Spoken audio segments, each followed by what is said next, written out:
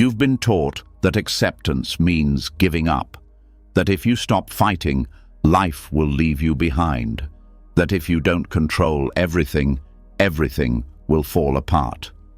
But if that were true, why does clinging so tightly make you feel even more exhausted? Why does trying to force life only leave you more anxious, more bitter, more broken? The truth is, real strength isn't found in fighting the river. It's found in learning how to float. Buddhist wisdom has known this for centuries. The greatest teachers unlocked the secret to peace, freedom, and deep joy, not by winning every battle, but by learning when to let go, by learning how to trust the flow of life, even when the current feels wild. Tonight, as you listen to these teachings, something will start to shift. The pressure in your chest will soften. The endless what-ifs running through your mind will lose their power. You'll start to feel a space inside you, quiet, calm, steady, a space that no fear or disappointment can touch. And when you wake up tomorrow, life won't seem like a fight anymore. It will feel like an open road. This isn't just another audio to help you sleep. This is a doorway to a new way of living. Are you ready? Let's begin. And now that the door has opened, it's time to step through it. Not by force, not by pressure, but with a quiet power that rises from deep inside. Tonight, we begin by discovering the first key that can unlock a different kind of strength. A strength that doesn't shout, doesn't fight, doesn't break under pressure.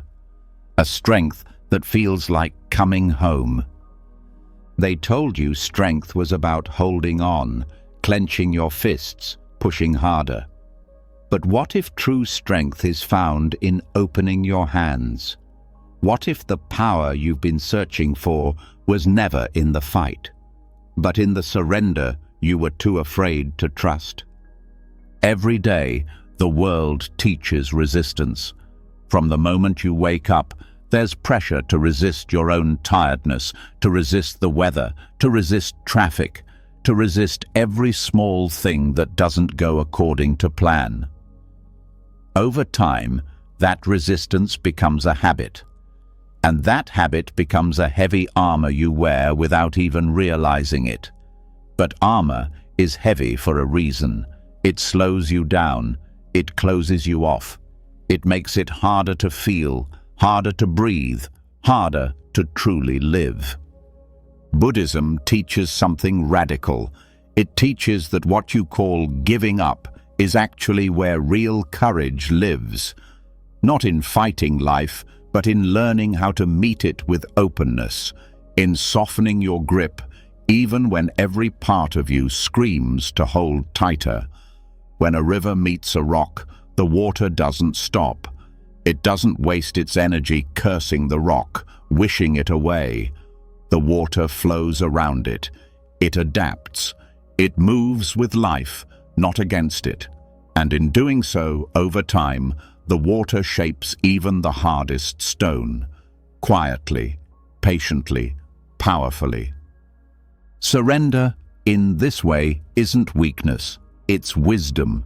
It's recognizing that not everything can, or should, be controlled. It's understanding that sometimes the most powerful thing you can do is stop trying to force the river to change its course and instead learn how to float, how to glide, how to trust. But that trust doesn't come easy. It's not about blind faith or wishful thinking. It's about something deeper, a lived experience that shows you again and again that life carries you forward even when you don't know how. Think about all the battles you fought that led nowhere. All the times you resisted a change that ended up being good for you. All the times you held on to something long after it had already let go of you. That resistance didn't save you. It only made the fall harder, the grief heavier, the fear louder. Resistance is built on fear. Fear that if you don't fight, you'll lose. Fear that if you surrender, you'll disappear. But surrender doesn't erase you. It reveals you. It strips away the illusions, the masks, the defenses, and it leaves you face to face with something unbreakable inside. The greatest strength you can develop is the ability to meet reality as it is, not as you wish it were. When you resist, you use your energy to build walls. When you surrender, you use that same energy to build bridges, to connect with life instead of fighting it, to move forward with less pain, less exhaustion, less bitterness. Surrender isn't giving up your dreams or your values.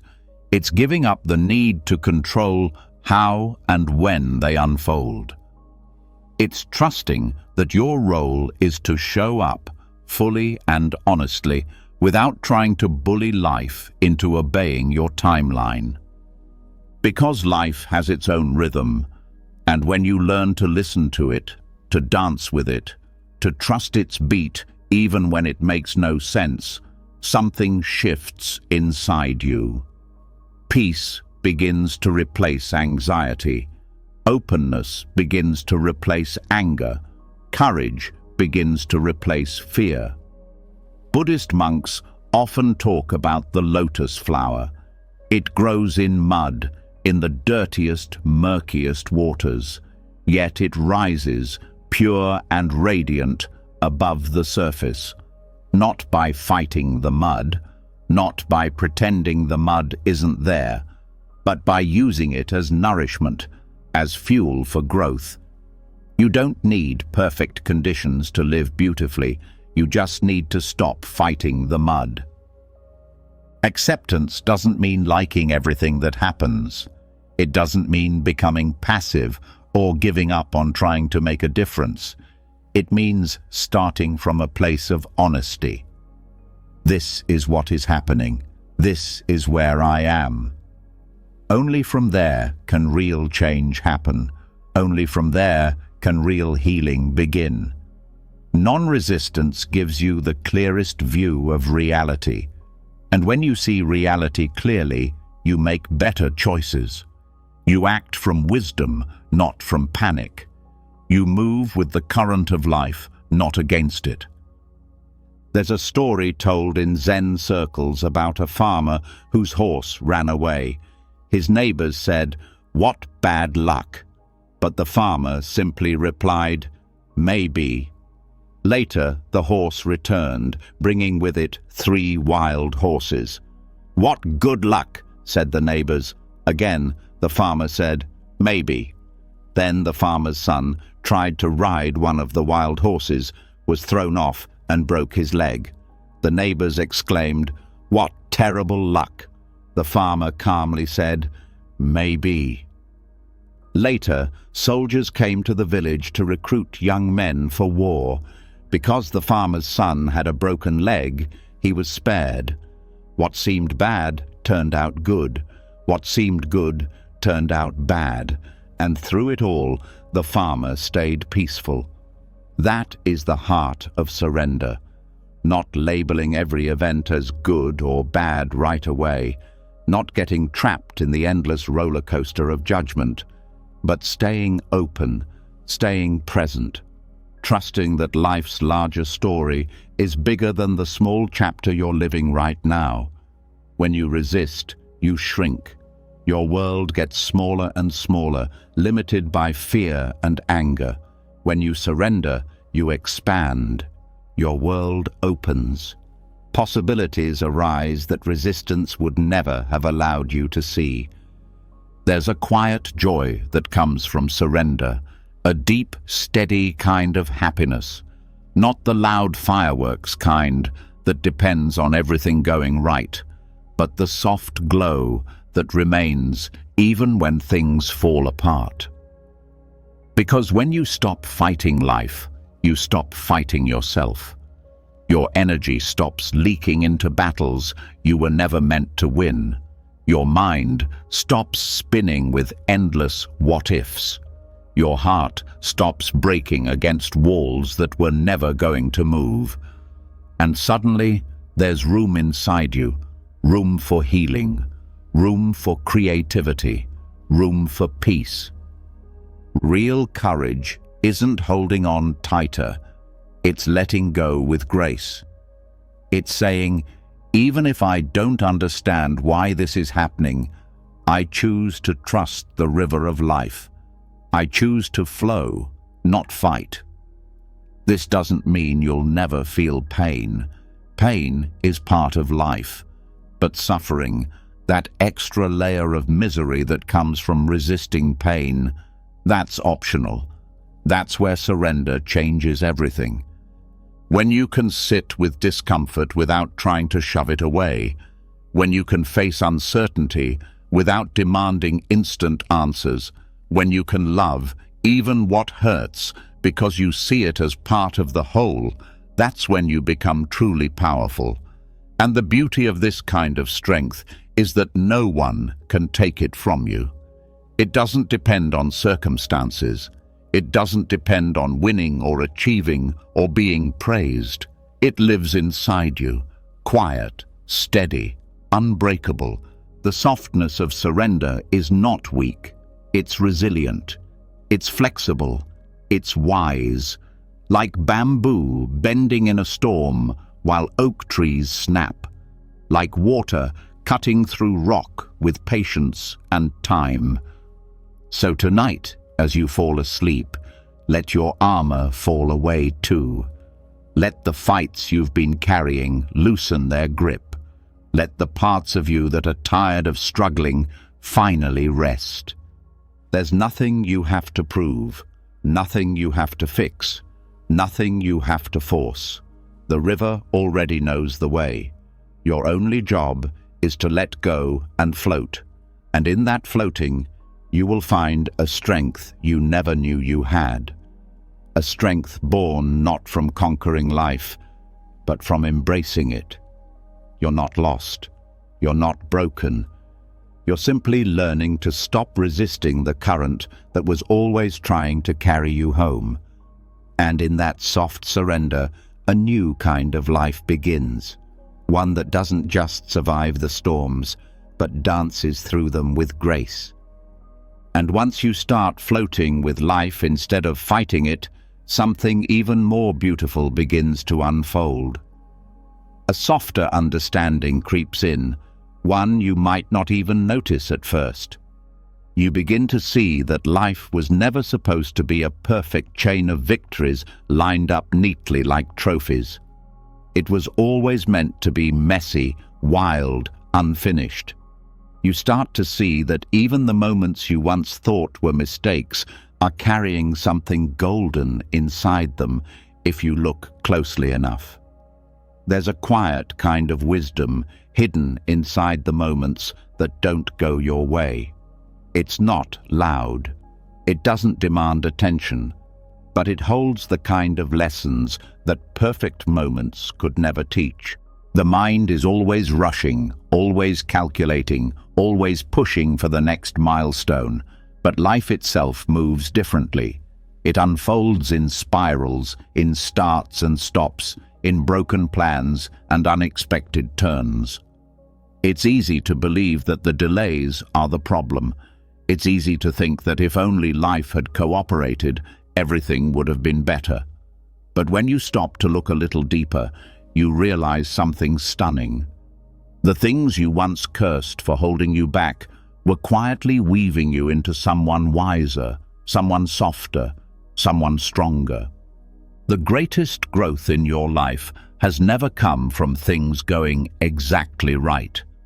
It came from the delays that made you wait, from the mistakes that cracked you open, from the times you thought you were lost but were actually being redirected. Every setback carried a seed. Every failure whispered a message. Every broken plan cleared the ground for something new to grow. There is a patience you can only learn by standing still when you desperately want to move forward. There is a tenderness that can only grow in the soil of disappointment. Nature never rushes. A tree doesn't panic if it hasn't grown tall enough by spring. A river doesn't apologize for carving a different path when it meets an obstacle. Only humans punish themselves for not meeting imaginary timelines. Only humans call themselves failures for not arriving fast enough, good enough, strong enough. But what if you were never late? What if the very detour you're on is not a detour at all, but the exact path you need? When a cup cracks, it doesn't stop being a cup. When a day falls apart, it doesn't stop being part of your story. When you fall short, you don't stop being worthy of love and happiness. The cracks, the flaws, the delays, they are part of the design. They make the story worth telling. They make you relatable, human, real. The parts of yourself you want to hide are often the parts that others find most beautiful because they recognize themselves in you. No one connects with a perfect facade. People connect with each other through shared brokenness, shared uncertainty, shared hope. In Japan, when pottery breaks, it's not thrown away. It's repaired with gold. The cracks are filled with beauty. They don't try to hide the damage. They honor it. They believe the object is more beautiful for having been broken. And so are you. Your broken plans, your interrupted dreams, your messy mornings and lonely nights. They are not mistakes to erase. They are gold seams in the pottery of your life. The mind loves straight lines and perfect endings, but life doesn't work like that. Life loops and doubles back. Life skips beats. Life spills coffee on the pages of your plans. Life tears holes in your favorite shirt. And somehow, through all of it, life is still offering you something sacred, still inviting you to open your heart wider, not narrower, still teaching you that the value of a day is not measured by how perfect it looks on paper, but by how fully you lived it, scars and all. There's an old story about a monk chased by a tiger. He runs to the edge of a cliff and grabs a vine to keep from falling. The tiger snarls above him. Sharp rocks wait below, and while hanging there, he notices a ripe strawberry growing from the cliffside. With one hand, he picks it. With the other, he eats it. It's the sweetest strawberry he's ever tasted. He doesn't wait for safety. He doesn't wait for the perfect moment. He finds beauty right there, in the middle of fear and uncertainty and chaos. Your life is filled with strawberries growing from cliffs, sweetness hidden inside uncertainty, beauty hiding in the imperfect moment. But if you are always waiting for the fear to pass, the uncertainty to vanish, the chaos to end, you'll miss them. You'll miss the sweetness that only exists right here, right now, exactly as things are. Every delay in your life has stretched you in ways you cannot yet see.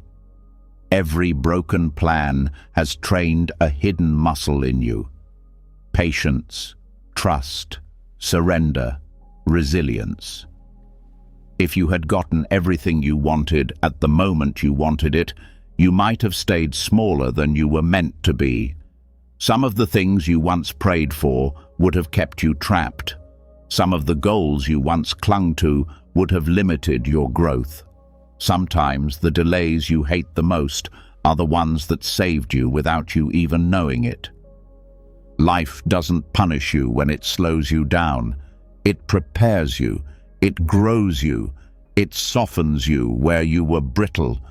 It deepens you where you were shallow. It stretches you into spaces you didn't even know you had inside you. Growth is not clean and orderly. Growth is awkward. Growth is uncertain. Growth looks like losing your way, doubting yourself, falling and getting back up 100 times without even knowing why you keep trying. The wisdom of the imperfect moment is the wisdom of trusting the mess. Trusting that life knows what it's doing even when you don't. Trusting that the pause is not empty but full of invisible work. Trusting that your delays are not dead ends but winding roads to better destinations you couldn't have planned if you tried. You don't have to understand it all right now. You don't have to feel good about it all right now. You just have to stay open. You just have to breathe. You just have to trust that even in the places that feel broken, life is still holding you, still shaping you, still loving you. You are not failing because you are waiting. You are not broken because you are hurting. You are not lost because you can't see the whole map yet. You are exactly where you need to be for your soul to learn its next lesson. And it is learning, even when you can't feel it, even when you can't see the results, even when all you have are questions and half-finished dreams. There is a rhythm to life that your mind will never fully understand, but your heart can feel if you listen. It is not the rhythm of deadlines or expectations. It is the rhythm of seasons, of tides, of breath. It is the rhythm that says some things need time to grow, some lessons need time to ripen, some healing needs space to bloom. You are not late, you are not behind. You are growing at the pace your soul needs. You are arriving exactly when you are ready. You are unfolding exactly the way the universe has always meant for you to unfold. So let the flaws be flaws. Let the delays be delays. Let the imperfections be the fingerprints of something sacred taking shape inside you. Stop waiting for the perfect moment. This is the perfect moment. Because it's real.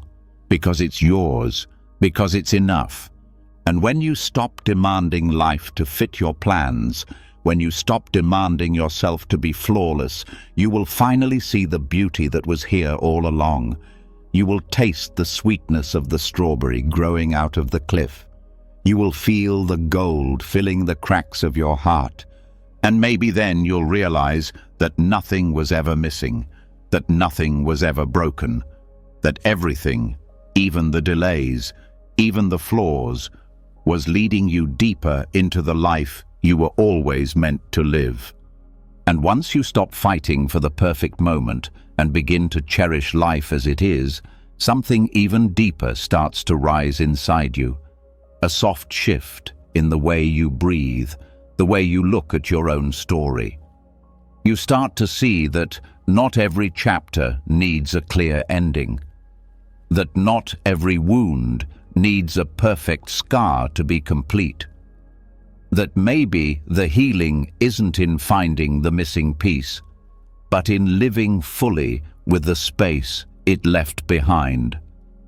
There's a kind of freedom that only appears when you stop asking life to explain itself, when you stop needing everything to add up perfectly, when you stop chasing closure like it's the secret to your happiness. Somewhere along the way, you were taught that everything broken must be fixed, that every hurt must be explained, that every goodbye must be tied up with words that make sense. But what if the unfinished parts of your life were not mistakes? What if the open endings were sacred spaces, left unfinished because they were meant to stay open? Life isn't a series of solved puzzles. It's a series of unfolding mysteries. Some things are not puzzles to solve, but experiences to feel, lessons to carry, love to release without needing to understand. Closure is one of the mind's clever traps. It promises peace if only you can dig deep enough into the past, if only you can find the right explanation, the right apology, the right ending. But the truth is, peace was never trapped behind a door you had to close. Peace was always waiting in the moment you stopped needing the door to close at all. Some people will never give you the answers you crave. Some questions will echo unanswered for a lifetime. Some stories will fade without ever telling you why they ended the way they did. And still, you can be free. Still, you can be whole. Healing doesn't happen because you get the perfect apology. Healing doesn't happen because you uncover every reason behind the hurt. Healing happens because you decide you deserve peace more than you deserve answers. Healing happens when you stop demanding life to give you what it never promised. A clean ending, a tied-up story, a reason that takes away the pain. Sometimes there is no reason that can make the pain smaller.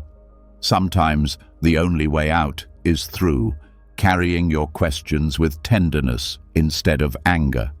You are allowed to live a beautiful life even with unfinished conversations echoing in your mind. You are allowed to smile again even if some chapters ended with tears instead of triumphs. You are allowed to keep growing even if some endings never felt fair, never felt clear, never felt right. The beauty of an unfinished story is that it keeps unfolding in you. It leaves room for new pages, new characters, new meanings you never would have discovered if every thread had been neatly tied. When you hold on to the need for closure, you hold on to a weight that life never meant for you to carry. You trap yourself in waiting rooms where the door never opens, where the answers never come. But when you release the need for life to explain itself, when you let go of the idea that you must know why to be at peace, you step out of the waiting room and into the wildness of living again. You stop looking backward for the ending you never got, and you start looking around you for the life that is still here, waiting for you to notice it. There is no law that says you must understand every goodbye to move forward. There is no rule that says you must solve every heartbreak to love again. The rules you thought were real were never anything but fear dressed up in logic. Fear told you that you couldn't be okay until you understood it all. But life, real life, whispers something different. It says you don't have to understand everything to be free. It says you don't have to finish the old story to begin a new one. Sometimes the unfinished parts of your life will hum quietly in the background, like music you can never fully hear the lyrics to. Sometimes they will ache. Sometimes they will feel tender when you least expect it. But they don't have to trap you. They don't have to define you. They don't have to hold you back. You can carry them like sacred scars, not as proof of defeat, but as proof that you lived, that you loved, that you dared to open your heart in a world that guarantees no perfect endings. There's a softness that comes from accepting the unfinished, a courage that comes from facing life without demanding it to explain itself, a peace that grows not from tying up loose ends, but from weaving them into your story exactly as they are. Some of the most beautiful things in life are incomplete. The song left half-written, the painting left with rough edges, the love left without a last goodbye. The most important parts of your life are not the ones that finished neatly. They are the ones that left you breathless, changed, alive. Your story is not ruined because it didn't end the way you wanted. Your life is not broken because some answers never came. The open spaces in your story are where new light gets in. The gaps are where wonder has room to grow. The unanswered questions are not dead ends. They are invitations to live with your heart open, even when nothing is certain. So let yourself close the book without knowing how the last chapter was supposed to end. Let yourself walk away from the questions that circle without answers. Let yourself breathe in the middle of the unfinished. Let yourself live in the spaces that feel raw and unsolved. Peace is not waiting for you at the end of the story. Peace is waiting for you right here, in the middle, in the mystery, in the letting go. And maybe, just maybe, you'll find that the life you were meant to live isn't the one where you solved every riddle, closed every door, answered every question. Maybe it's the one where you danced through the uncertainty, where you laughed with an open heart, even with unanswered prayers, where you kept loving, kept trusting, kept believing, even when the ending was still unwritten. Maybe your unfinished story is exactly what makes your life so heartbreakingly, breathtakingly beautiful. And once you learn to breathe inside the unfinished parts of life, another layer of freedom begins to reveal itself. It's the freedom that comes not just from accepting unanswered questions, but from releasing the deeper, heavier contract you never realized you signed.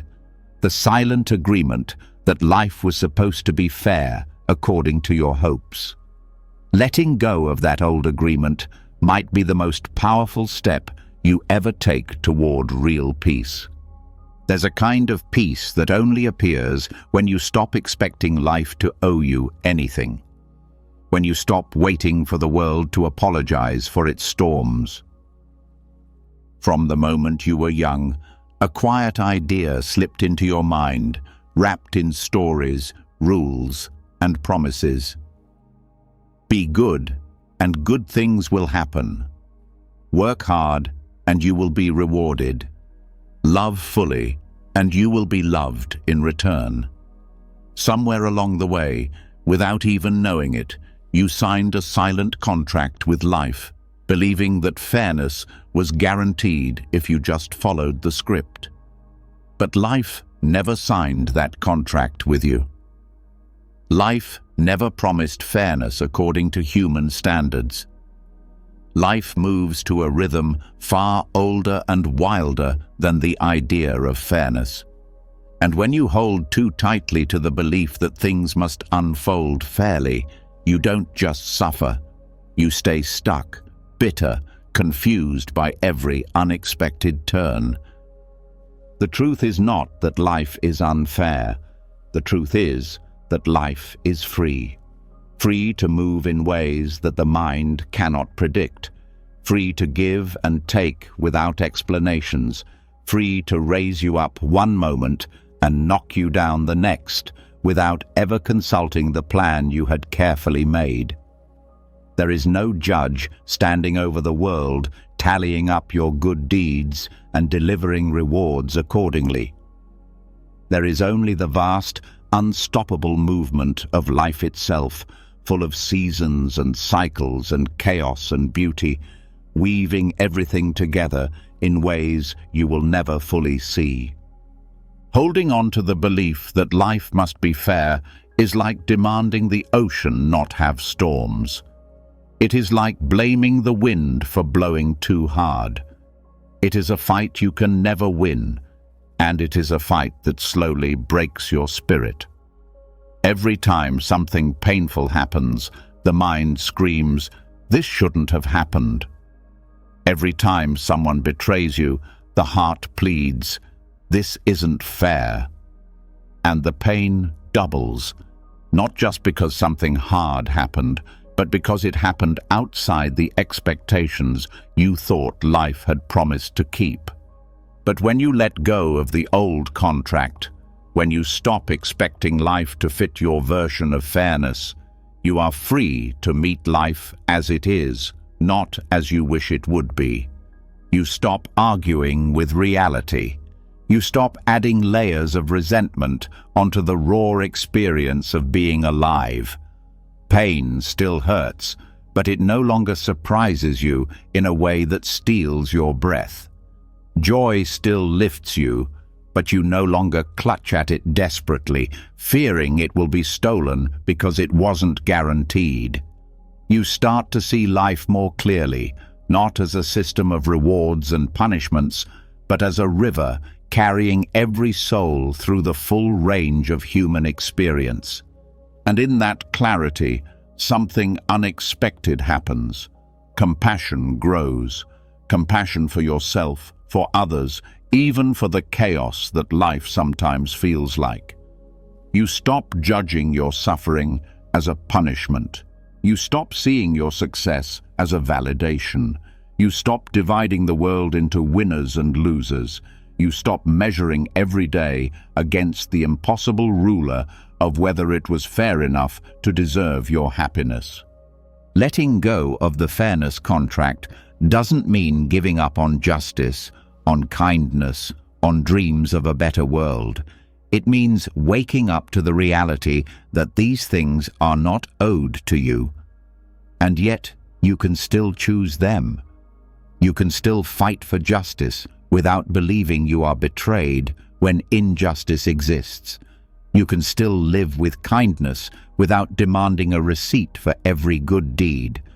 You can still dream without making your happiness dependent on every dream coming true. Life owes you nothing, and in that nothingness is a stunning freedom. You don't have to earn your right to be here. You don't have to prove your worth through victories. You don't have to suffer perfectly to be allowed to heal. You exist outside the old contract. You exist because you are part of this wild, spinning, sacred dance that does not sort events into neat piles labeled fair and unfair. It just moves. It just breathes. It just is. When you let go of the old idea that fairness is guaranteed, you stop taking the hard times personally. You stop seeing them as punishments or evidence that you did something wrong. You stop assuming that every heartbreak is proof that you were foolish or naive. You start to see that pain is not always a punishment, and joy is not always a prize. They are simply the waves that move through the human experience. They are simply the tides that rise and fall without asking your permission. And this does not make life cruel. It makes life alive. It makes life real. It means that love given freely is more powerful than love traded for reward. It means that acts of courage matter even when no one sees them. It means that kindness remains precious even when it is not returned. It means that your life can be beautiful and meaningful without needing to fit a human idea of fairness that was never written into the stars. There is a tenderness that grows when you stop demanding fairness. A tenderness that understands that everyone is carrying unseen battles, that everyone is walking through a life that makes no promises, that everyone is doing the best they can with the cards they were dealt. And you start to walk differently through the world, lighter, freer, more open. You stop clenching your fists at every injustice. You stop tying your happiness to whether things are deserved.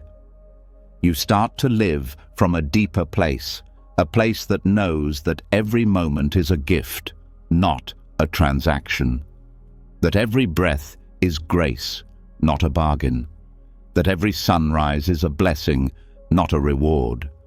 There is a peace that comes from surrendering the old idea of fairness, a peace that whispers that you can stop keeping score, that you can stop calculating whether you have suffered enough to deserve a break, that you can stop living in the exhausting cycle of resentment and expectation.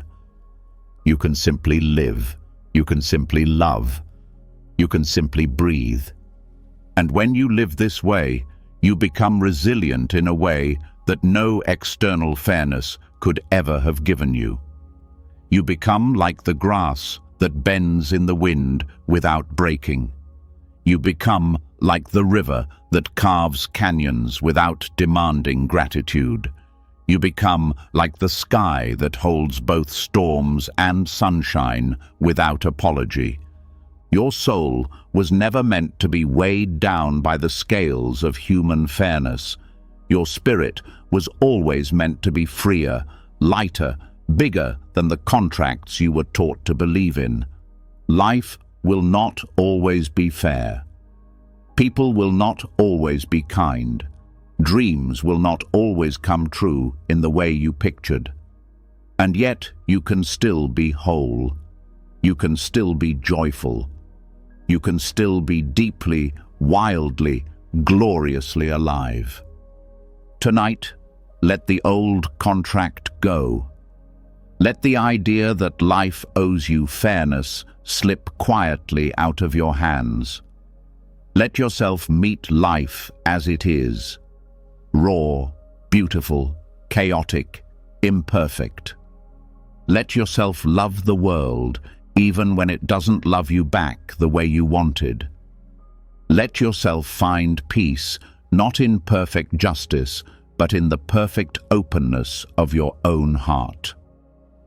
And maybe, as you fall asleep tonight, you will feel a strange new lightness in your chest, a soft understanding that you no longer have to keep score, that you no longer have to wait for life to prove itself worthy of your happiness, that you are free to live, to love, to dance, to breathe, even in a world where fairness was never the promise, but freedom was always the invitation.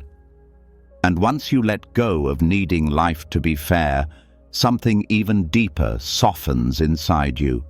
You begin to realize that not only is life beyond your control, but that it's been carrying you all along, even when you were too busy fighting the current to notice. And in that realization comes one of the most surprising freedoms of all, the understanding that you don't have to fix everything before you allow yourself to rest. There is a deep exhaustion that creeps in when you believe everything depends on you. There is a different kind of peace that rises when you realize the river moves with or without your constant effort.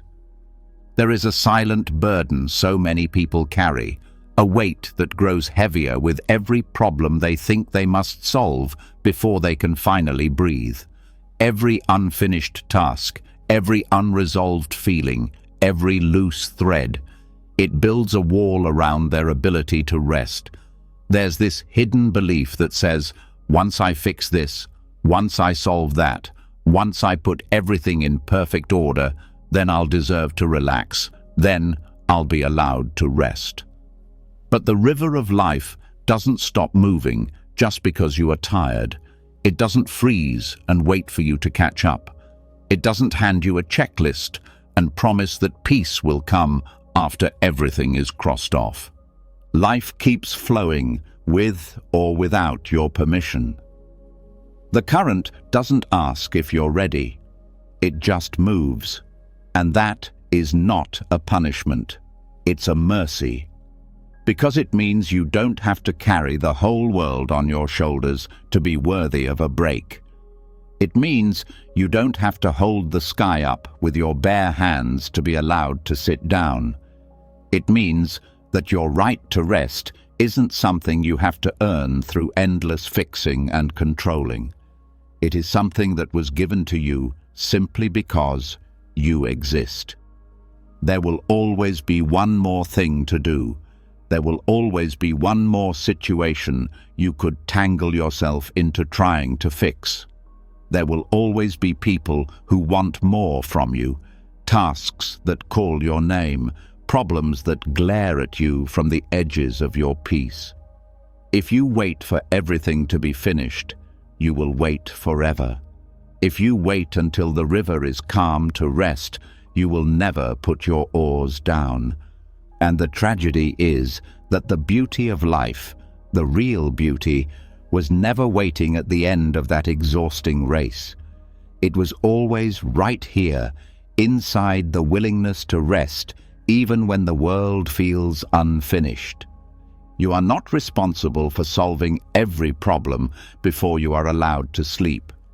You are not required to fix the world's pain before you are allowed to laugh. You are not obligated to carry every burden alone before you are allowed to feel light. The river moves anyway. Life breathes anyway. Growth happens anyway. Healing rises anyway. Even when you step back, even when you lay down, even when you close your eyes and trust the world to spin without your constant supervision. It takes a different kind of courage to rest before the work is done. It takes a kind of trust that few people talk about. Trust that things can unfold without your desperate control. Trust that not every loose thread needs to be pulled at once. Trust that sometimes the very act of stepping away allows the solution to find its way without you forcing it. The river does not need you to push it forward. The sun does not need you to remind it to rise. The seasons do not need your permission to turn. Life has a wisdom older than your worries, deeper than your plans, and sometimes the most powerful thing you can do is to step back, open your hands, and let that wisdom move through your life without you standing in its way. There is a difference between action born from fear and action born from trust.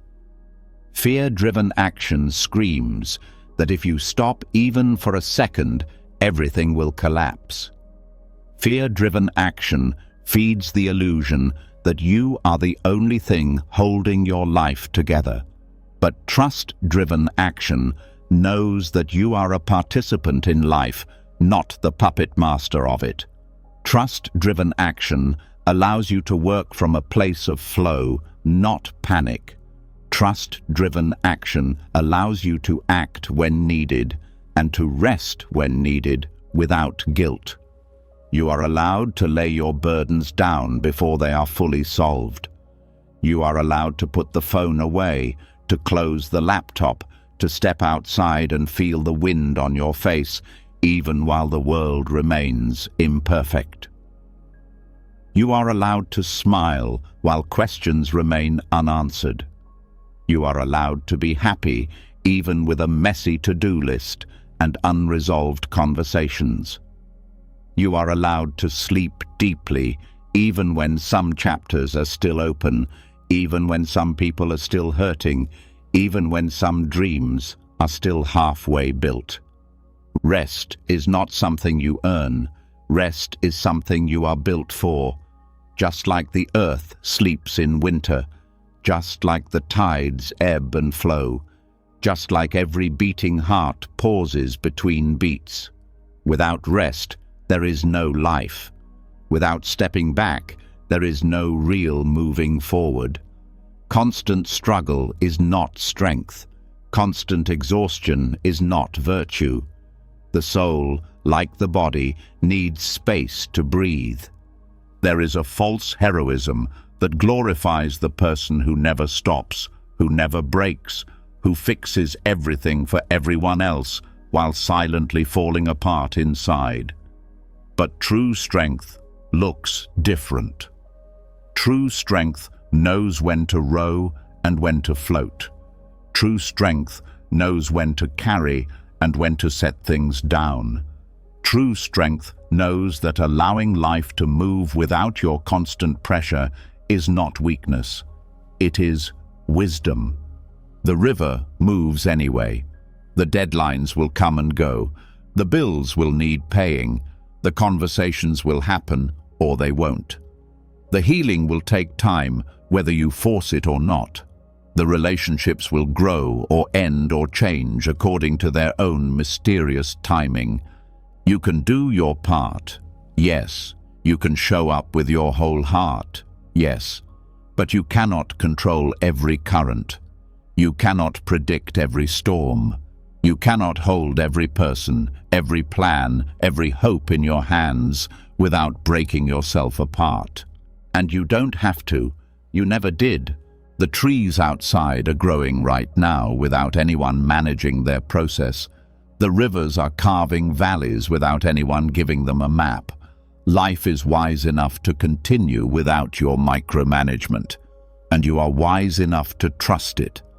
There is a deeper way of living that begins when you stop fighting to fix it all before you rest. A gentler way, a freer way, a way that says, I will do what I can, but I will not sacrifice my soul to the illusion of control. I will love deeply. I will act with integrity. I will give my best when I can.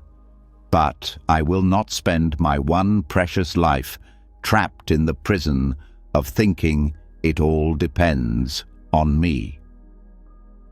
The people you love will have their own paths to walk, their own mistakes to make, their own lessons to learn. The problems you face will sometimes untangle themselves in ways your mind could never have predicted. The world will spin forward even on the days when you need to sit still and catch your breath. You were never meant to be the river's engine. You were meant to be its traveler. Tonight, as you close your eyes, let yourself feel the weight you've been carrying, not with judgment, not with guilt. Just feel it. Then, softly, let it down. You don't have to fix it all tonight. You don't have to solve every problem to be worthy of peace. You don't have to fight the current to prove you are strong. You are allowed to rest. You are allowed to float. You are allowed to be carried. The river moves anyway. Life moves anyway. Love moves anyway. Growth moves anyway. You can trust it. You can trust yourself, and you can rest, knowing that the flow of life will never abandon you. Even when you stop paddling for a while and simply let yourself drift toward tomorrow. And once you begin to trust the river to carry you, even when you lay down your oars, something even more profound starts to rise inside you.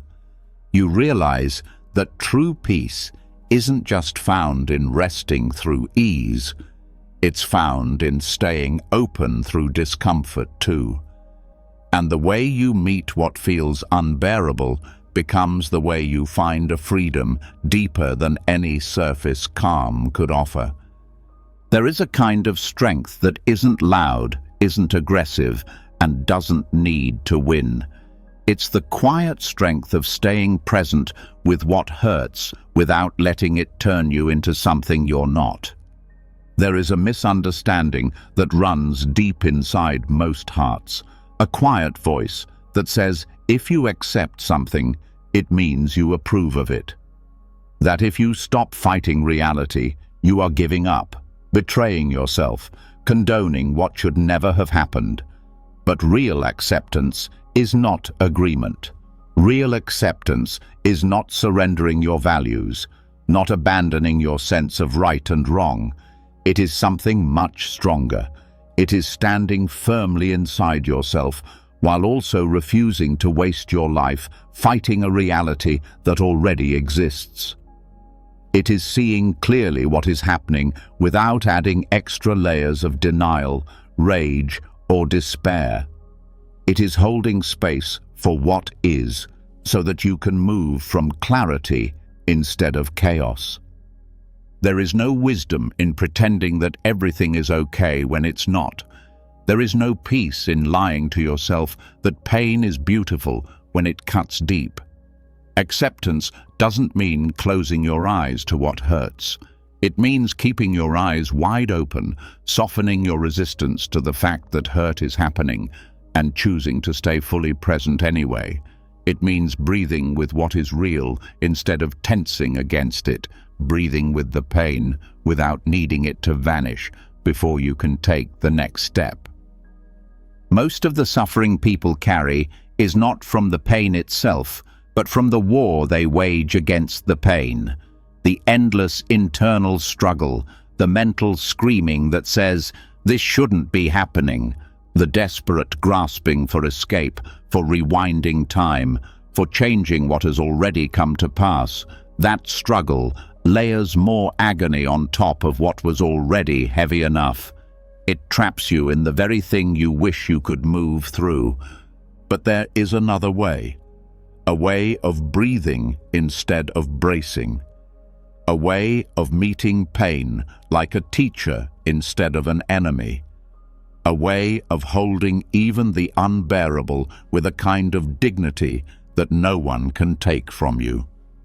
Breathing through discomfort doesn't mean liking the discomfort. It doesn't mean staying passive or accepting abuse or injustice. It means refusing to abandon yourself while pain is present. It means refusing to turn away from your own heart. It means staying rooted in the truth of your experience without letting it harden you into something small, bitter, or broken.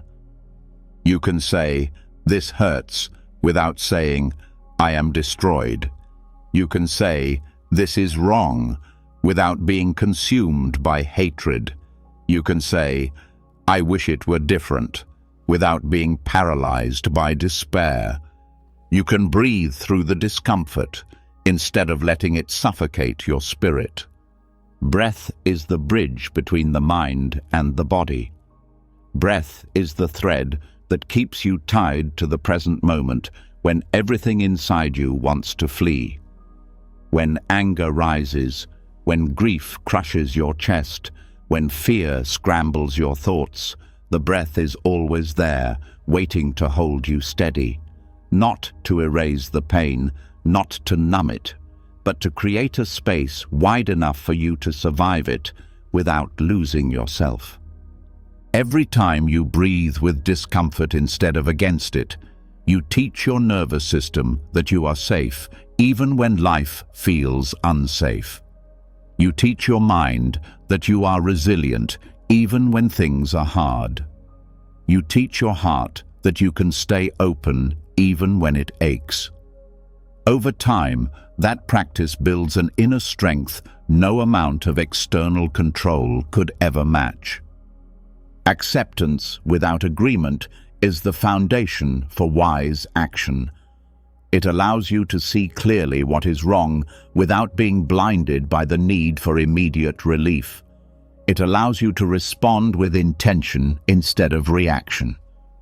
It allows you to choose when and how to act, instead of being pulled around by anger, fear, or grief like a leaf in a storm. If you cannot accept that something is happening, you cannot respond to it skillfully. You cannot change what you refuse to see clearly. Acceptance is not passivity. It is the gateway to powerful, compassionate, clear-eyed action.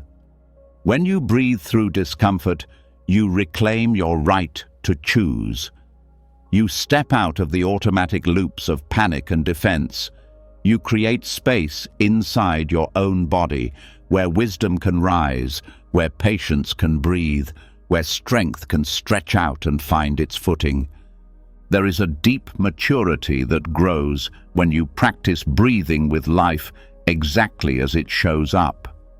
It is the maturity of someone who no longer needs the world to be painless in order to stay kind. It is the maturity of someone who can stand in the middle of sorrow and still offer love. It is the maturity of someone who can hold grief in one hand and hope in the other without needing either to disappear. Breathing through discomfort does not make the pain smaller. It makes your heart bigger. It does not erase injustice or loss or cruelty, but it makes you powerful enough to meet them without losing your humanity. The world needs more people who can breathe through discomfort instead of escalating it, who can feel fear without spreading fear, who can feel anger without unleashing destruction, who can feel sorrow without drowning in it, who can stay present, soft, open, even when every instinct screams to shut down, run away, strike out. This is the deep strength Buddhist teachings point to, not the kind of strength that crushes what hurts, but the kind that holds it tenderly without being broken by it. Life will never stop bringing moments of discomfort. People will hurt you. Dreams will slip away. Injustice will cut across your life like sudden storms. There will be times when you want to scream at the sky, when you want to claw your way out of reality. But the breath will always be there, quiet, unchanging, loyal. You can come back to it whenever the world feels too much. You can breathe through the tightness, through the burning, through the ache, and find that underneath the pain, there is still a ground that holds you. There is still a part of you that cannot be destroyed by discomfort. There is still a place inside that remains untouched, unshaken, free. Acceptance without agreement is about honoring the truth of the moment without giving it ultimate power over your soul. It is about being honest with your pain without letting it be the end of your story. It is about saying, "This is happening," without saying, "This is who I am forever." Tonight, let yourself breathe with whatever discomfort is here. Let yourself feel the tightness without judging it. Let yourself feel the ache without rushing to fix it. Let yourself trust that you are big enough, strong enough, soft enough, wise enough to hold it all without breaking. You don't have to like the discomfort. You don't have to celebrate the loss. You don't have to agree with the cruelty or the injustice or the grief. But you can breathe through it. You can survive it. You can transform it. And maybe as you lay here, breathing softly into the spaces that hurt, you will feel a deeper kind of peace start to rise. Not the peace that comes from everything being okay, but the peace that comes from knowing that even when it isn't, you are. And once you learn to breathe with what hurts without losing yourself, something even deeper begins to reveal itself. It's the quiet realization that much of the pain you carry isn't just from what happened. It's from what you told yourself should have happened instead. And letting go of that invisible script might be the most powerful release of all. There is a kind of freedom that only comes when you stop arguing with life, when you stop telling the world how it should be and start meeting it exactly as it shows up.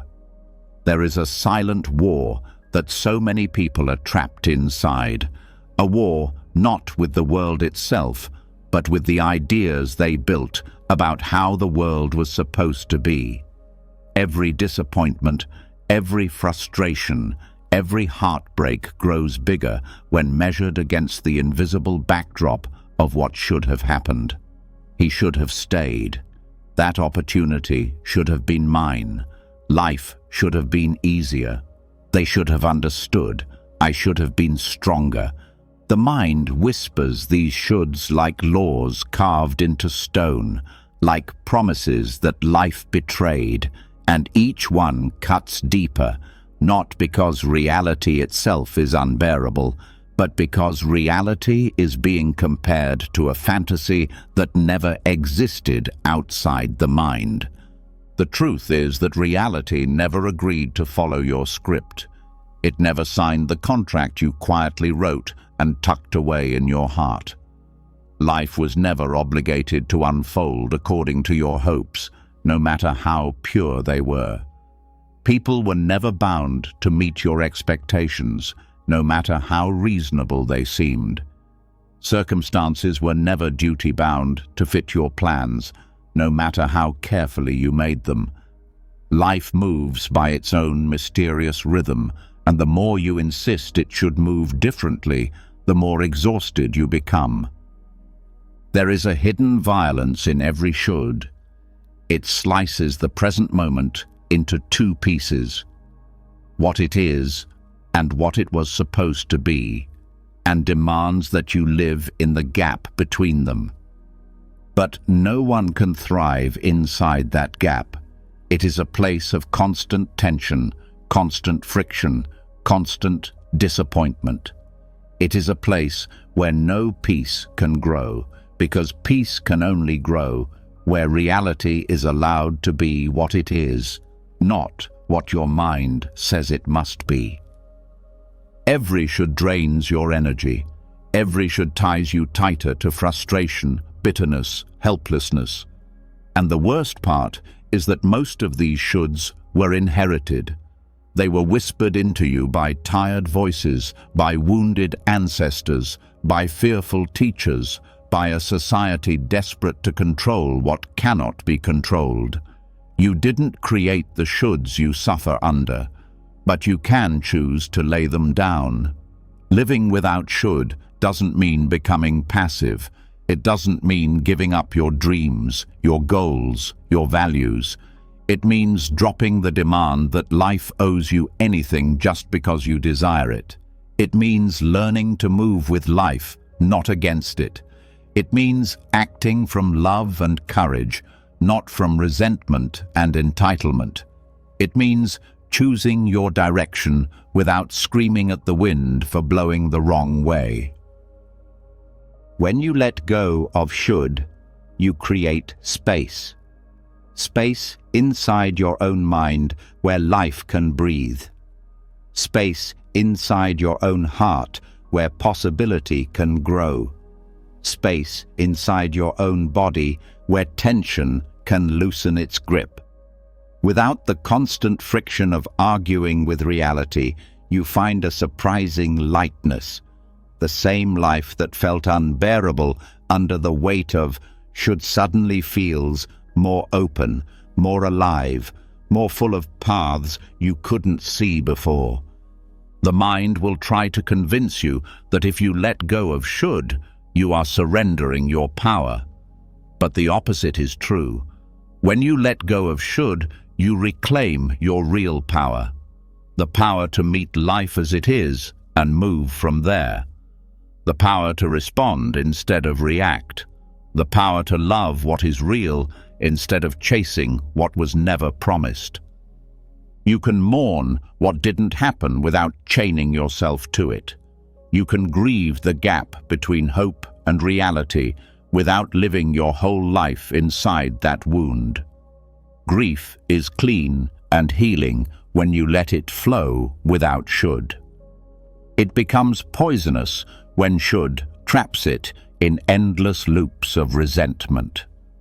Letting go of should is not a one-time decision. It is a practice, a way of walking through the world with open hands instead of clenched fists.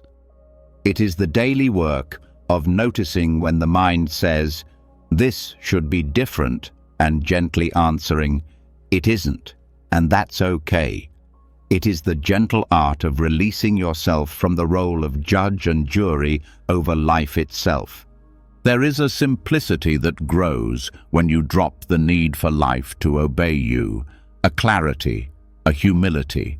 You start to see the world not as something malfunctioning, but as something unfolding, not as something broken, but as something in motion, not as something that owes you an apology, but as something that invites you to dance, even when the music isn't what you expected. When you stop arguing with life, you can finally start living it, fully, fiercely, tenderly. When you stop measuring every moment against an invisible standard, you can start feeling the miracle of the moment itself. Even the hard moments, even the messy ones, even the moments you would have sworn should never have happened. Life without should is not about being indifferent. It's about being free. Free to love without conditions. Free to hope without attachment. Free to work for change without chaining your happiness to the outcome. Free to move forward without dragging the weight of 1,000 unmet expectations behind you. There will still be things that hurt. There will still be things that are unjust, cruel, heartbreaking. But when you meet them without the extra layer of should, you can respond with clear eyes and a steady heart. You can fight for justice without hating life itself. You can heal from betrayal without needing the past to rewrite itself. You can cry, you can rage, you can rebuild, not because life obeyed your script, but because you are strong enough to live with an open heart in a world that doesn't owe you anything. The mind will resist this at first. It will cling to its old habits, whispering, "But it shouldn't have happened this way. But they shouldn't have treated me like that. But it shouldn't be this hard." It will tell you that letting go means giving up. But letting go does not mean giving up. It means choosing reality over illusion. It means choosing your real life, messy and glorious and alive, over a fantasy that was never going to protect you.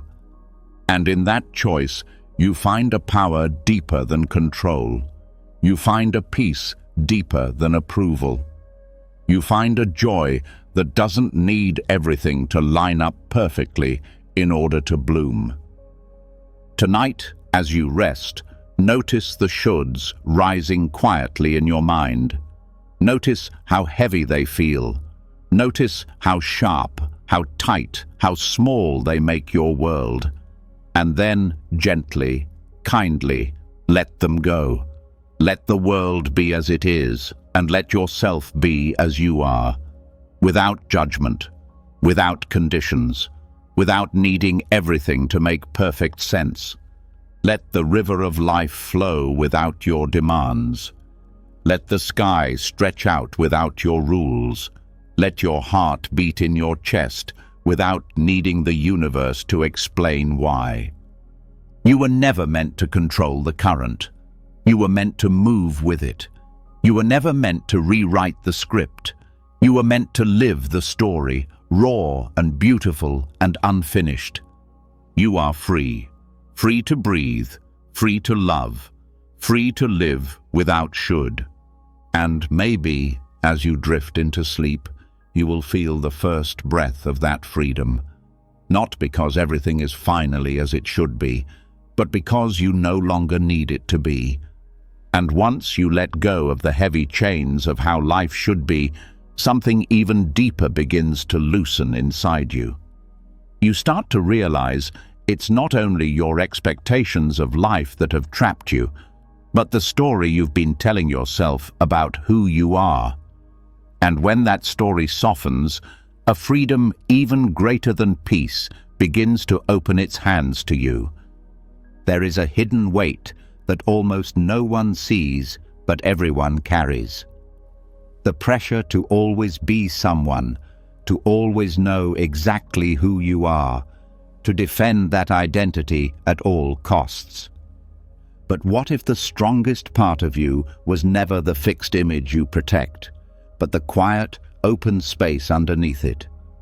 For so long, you were taught to believe that you must be someone, that you must have a name not just on paper, but in spirit, a label, a role, a definition so solid that no storm could wash it away.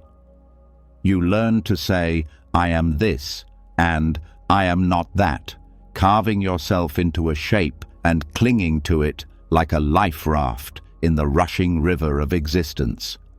but every identity you cling to eventually becomes too small. Every role you wrap around yourself eventually begins to suffocate the parts of you that were never meant to be contained. And the more tightly you hold on to who you think you are, the more violently you resist the parts of life that don't fit that story. You were not born with a name, a job title, a belief system, a reputation to maintain. You were born as awareness, wide open and free, breathing and moving without needing to explain itself. But as the world pressed its fingerprints onto you, you began to gather layers. Some were given with love. Some were carved into you by fear. Some you picked up because it was safer to belong than to stand alone. Slowly, the open field of your being was fenced in by the need to be someone. When life brings experiences that don't match the identity you have built, it feels like an attack. If you believe you are strong, then moments of weakness become unbearable. If you believe you are kind, then moments of anger shatter your self-image. If you believe you are successful, then failures cut deeper than the event itself. It isn't the experience that hurts the most. It's the way it clashes with the story you thought you had to keep alive. Clinging to identity is a silent war against reality.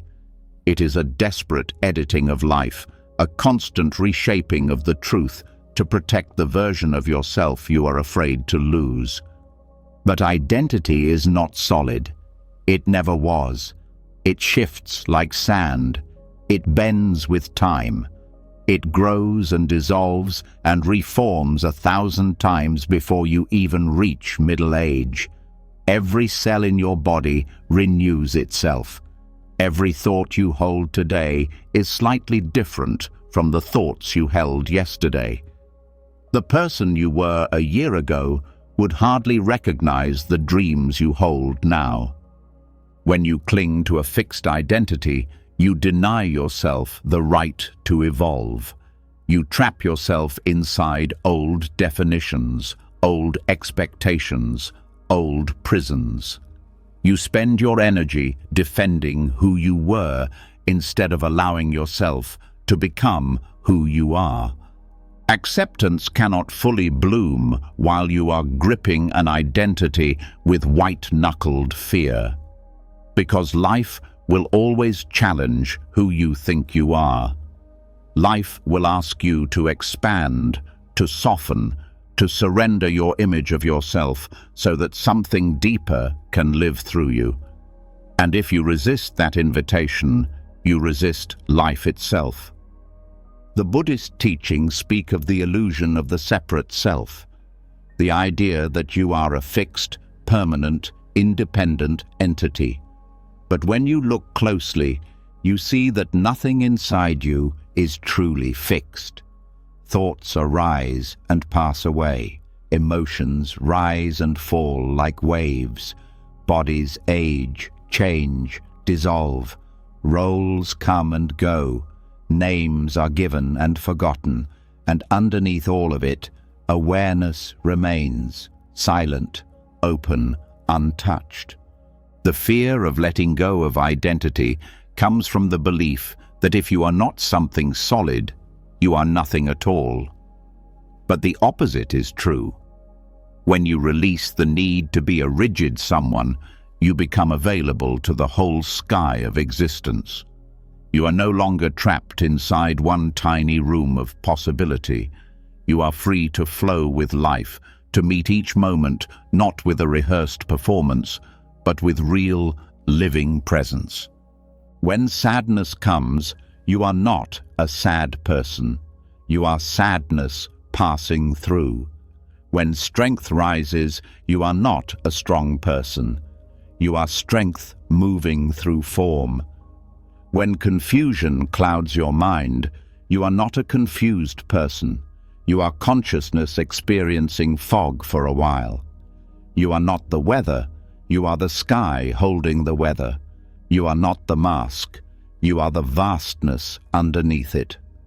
There is a softness that grows when you stop defending your identity, a kindness, a lightness.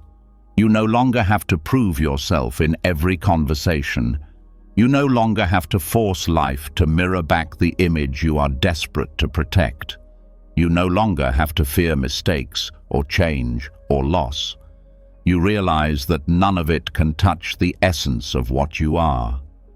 Clinging to identity creates endless suffering because life refuses to play by your script. It refuses to stay inside the boxes you build for it. And every time life shatters your expectations, you are left bleeding from wounds you didn't have to open. But when you let the walls of your identity dissolve, you meet life with a flexible, open heart. You can say yes to moments that would have terrified the old self. You can allow yourself to grieve, to rejoice, to begin again without shame. You can move through the endless changes of existence with grace instead of fear. You are allowed to outgrow yourself. You are allowed to change your mind. You are allowed to be different tomorrow than you were yesterday. You are allowed to live a life that surprises even you. You are allowed to be a mystery even to yourself. The old identities will try to pull you back. The mind will try to say, "But who are you without this role, without this title, without this certainty?" And the answer, whispered from the quiet center of your being, will be, "I am here. I am this moment. I am enough, even without a name." Tonight, as you rest, feel the places where you are gripping tightly to a story about who you are supposed to be. Feel the exhaustion of holding up that heavy mask. Feel the tightness of trying to match life to an image that no longer fits. And then, gently, tenderly, let it go. Let yourself be a river, not a statue. Let yourself be an unfolding, not a fixed monument. You are more beautiful than any label could ever capture. You are more vast than any definition could ever contain. You are life itself, breathing, changing, moving, rising, falling, free. And maybe, as you drift into sleep, you will feel the first breath of that freedom. Not because you figured out who you are once and for all, but because you no longer need to. And once you loosen your grip on the idea of a fixed self, something even subtler begins to come into focus. You start to notice that it isn't only who you think you are that traps you, but also where you believe you must someday arrive. And the harder you cling to those shining visions of the future, the more you lose the freedom that was meant to be yours, right here, right now. There's a tenderness that lives in dreaming, but there's also a hidden trap when you hold those dreams so tightly that they stop you from living.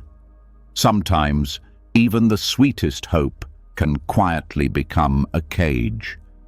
Hope can be a beautiful thing. It can lift your heart when the world feels heavy. It can pull you forward when the road disappears into mist.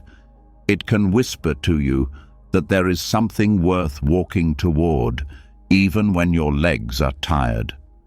Hope, when held gently, is like a soft light that brightens your steps without blinding you.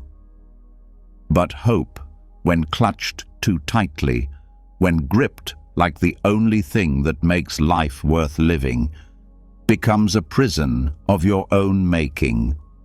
It's a strange thing that no one warns you about, that even the dreams that seem pure can harden into suffering when you hold them with desperation.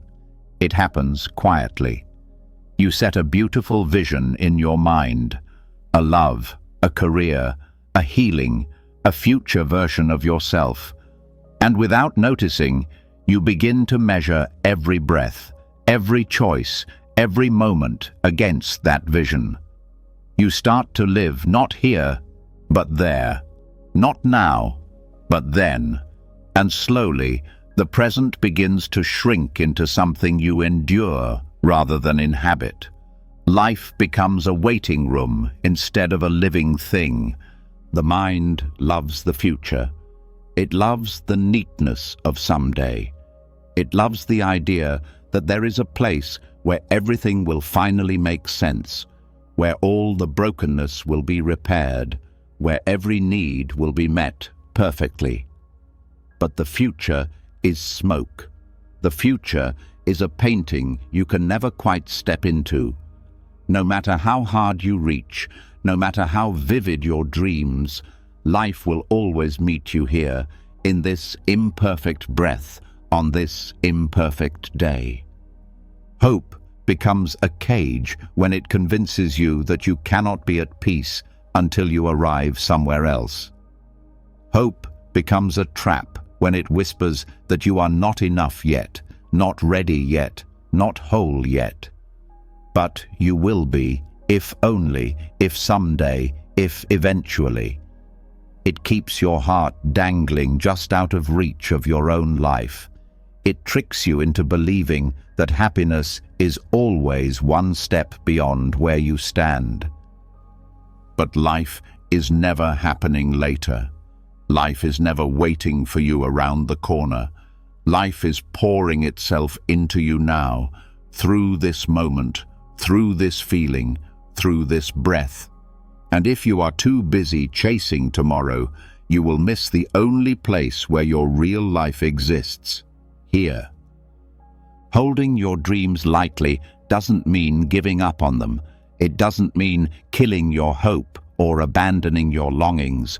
It means loving them without chaining yourself to them. It means letting your visions inspire you without letting them become the measure of your worth. It means walking toward them with open hands, knowing that the path may change, the dream may change, and you will still be whole even if the destination shifts or disappears. There is a deep kind of acceptance that rises when you stop making your peace conditional on things unfolding the way you hope. It is an acceptance that frees you to love the journey itself, not just the arrival. It frees you to dance with life, even when the music changes. It frees you to say yes to what is real, instead of saying no to everything that isn't your perfect future. Sometimes the dreams that you think will save you are too small for the life you are meant to live. Sometimes the hopes that seem so precious are only stepping stones to a future you can't even imagine yet. If you grip them too tightly, you miss the unexpected gifts life is trying to give you. If you chain yourself to the vision you made when you were younger, you lock yourself out of the door that has just now swung open. Life is wiser than your plans. Life is bigger than your dreams. Life is more creative than your imagination. But you have to be willing to meet it with open hands. You have to be willing to let go of the fantasy you built in order to hold the miracle that is being offered instead. There is nothing wrong with dreaming. Dreams are part of the soul's way of stretching toward its own light. But when you make your dream your jailer, when you tell yourself you cannot be happy until you reach it, you are rejecting your own freedom. You are trading the wildness of life for a narrow hallway that leads only to waiting, longing, endless dissatisfaction. When you cling to hope too tightly, even joy starts to feel dangerous. You fear that relaxing now will make you lose your grip. You fear that resting now will mean you've given up. You fear that celebrating small moments will somehow betray the bigger dream you are holding. But life was never asking you to choose between dreaming and living. Life was asking you to hold both, hope and presence, longing and gratitude, vision and acceptance, all at once, in the same tender hands. You are not betraying your future by loving the life you have now. You are not giving up on your dreams by finding joy in the messy, unfinished middle. You are not abandoning your hopes by breathing fully into this imperfect, glorious moment. There is a rhythm to life that your mind will never understand, but your heart knows by feel. It moves in spirals, in sudden bursts, in unexpected seasons. It does not move according to your plans. It does not unfold like a staircase you can climb neatly. It unfurls like a wildflower growing in the cracks, surprising you, humbling you, delighting you when you least expect it. Tonight, as you rest, feel the dreams you have been clenching. Feel the weight of them pressing against your heart. Feel the exhaustion of holding them so tightly that your hands have forgotten how to open. And then, gently, kindly, let them loosen, let them breathe, let them dance freely in the wide space of your being. You are allowed to dream without suffering. You are allowed to hope without trapping yourself in the future. You are allowed to live fully now, even as you walk toward what calls you forward. Maybe you will still reach the dreams you hold. Maybe you will outgrow them. Maybe life will hand you something even more beautiful than you dared to imagine. But either way, your happiness does not have to be postponed until some distant someday. It can rise now, in this moment, in this breath, in this life you are already living. The doors you thought would save you are not the only doors. The paths you thought you had to walk are not the only paths. The dreams you thought you had to achieve are not the only way your soul can unfold. Trust the river. Trust the wind. Trust the life that moves through you, even when it carries you somewhere unexpected. And maybe, as you fall asleep tonight, you will feel the sweet, aching beauty of holding your dreams lightly, not as cages, but as songs carried on the breeze, free to rise, free to fall, free to change, free to live. And once you loosen your grip on the future and allow your dreams to breathe freely, something even deeper begins to surface. You realize it's not only your visions of tomorrow that can trap you, but also the waves of emotion that move through you today. Learning to meet these waves without drowning in them becomes the next opening into a life of real freedom. There is a storm that rises inside all of us sometimes, sudden and fierce, but the true harm does not come from the storm itself. It comes from believing the storm is forever. There are days when the sky inside you darkens without warning, when emotions rush in like wild winds, tearing through the calm you thought would last. Fear, sadness, anger, grief, loneliness, confusion, they crash against your mind, and it feels like you will be swept away. It feels like you will be broken by their force. It feels like you must fight them or surrender helplessly to them. But there is another way, a quieter way, a wiser way, a way that sees emotions not as invaders or punishments, but as passing storms, powerful yet temporary, fierce but not eternal. From the moment you were small, you were taught to fear certain feelings. You were taught to push away sadness, to deny fear, to cover up anger, to smile even when the inside of you was breaking. You learned that emotions were problems to be solved, battles to be won, enemies to be conquered. But emotions are not enemies. Emotions are visitors. They are messengers. They are waves moving through the vast ocean of your being. And like all waves, they rise, they crest, they fall away. The suffering comes not from the emotions themselves, but from your resistance to them, from the stories you build around them, from the panic that says, "This feeling will never end," from the judgment that says, "This feeling means something is wrong with me." But the truth is softer, kinder, more generous. The truth is that emotions are natural movements of energy. They come because you are alive. They move because you are connected to life. They pass because that is their nature. Fear will rise. Let it rise. Sadness will pour through you. Let it pour. Anger will flash like lightning across your chest. Let it flash. You do not have to chase these feelings away. You do not have to trap them or fight them or explain them perfectly.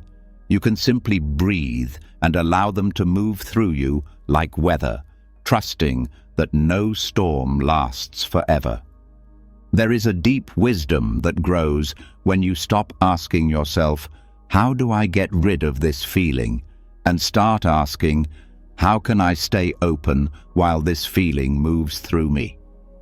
There is a strength that blossoms when you learn that you can stand in the rain without melting, that you can feel fear without collapsing, that you can cry without losing your ground. Emotions are not solid walls. They are currents. They are skies shifting from grey to blue to gold.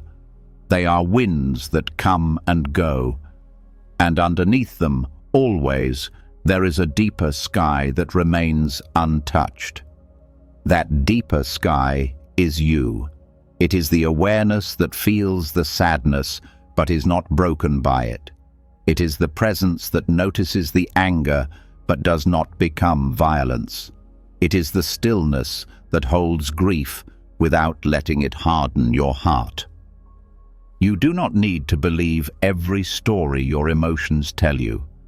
Fear will whisper that you are not safe, even when you are. Sadness will tell you that you are alone, even when love surrounds you.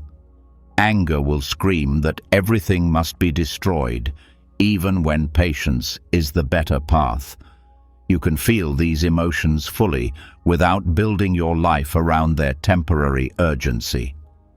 When the storm rises inside you, the most powerful thing you can do is breathe. Feel your feet on the ground. Feel the weight of your own body anchored to the earth. Let the feeling surge and crest and fall without forcing it to leave and without clinging to it in fear. Trust that your heart is big enough to hold even this. Trust that your breath is strong enough to steady you through even this. There will be moments when the feelings seem too big, too sharp, too much. There will be moments when you want to run, to hide, to numb, to shout. And you can forgive yourself for those instincts. They are human. They are part of the ancient dance of survival. But you are no longer a helpless child. You are no longer powerless against your own storms. You have breath. You have awareness. You have the ability to stay rooted even as the winds howl through your soul. And staying does not mean drowning.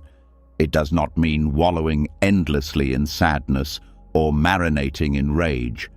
It means letting the feeling have its natural lifespan without forcing it shorter or longer. It means allowing the rain to fall without standing in the flood longer than necessary. It means welcoming the emotion as a temporary guest, offering it a seat, but not building it a permanent room. Some emotions will stay longer than others. Grief may sit by your side for seasons. Fear may tap at your window during long nights. anger may burn like coals beneath your ribs. But even these will move if you do not chain yourself to them. Even these will soften if you do not build your identity around them. You are allowed to feel fully without becoming what you feel. You are allowed to cry without becoming sorrow. You are allowed to rage without becoming destruction. You are allowed to tremble without becoming weakness. You are the sky, not the storm. Tonight, as you rest, feel whatever is moving through you, not with judgment, not with panic, not with a rush to fix or change. Just notice. Breathe with it. Let it rise if it needs to. Let it fall when it is ready. Trust that your heart is wide enough for all of it. Trust that no feeling is final. Maybe sadness visits tonight. Maybe anxiety buzzes at the edges of your mind. Maybe anger simmers quietly. It's okay.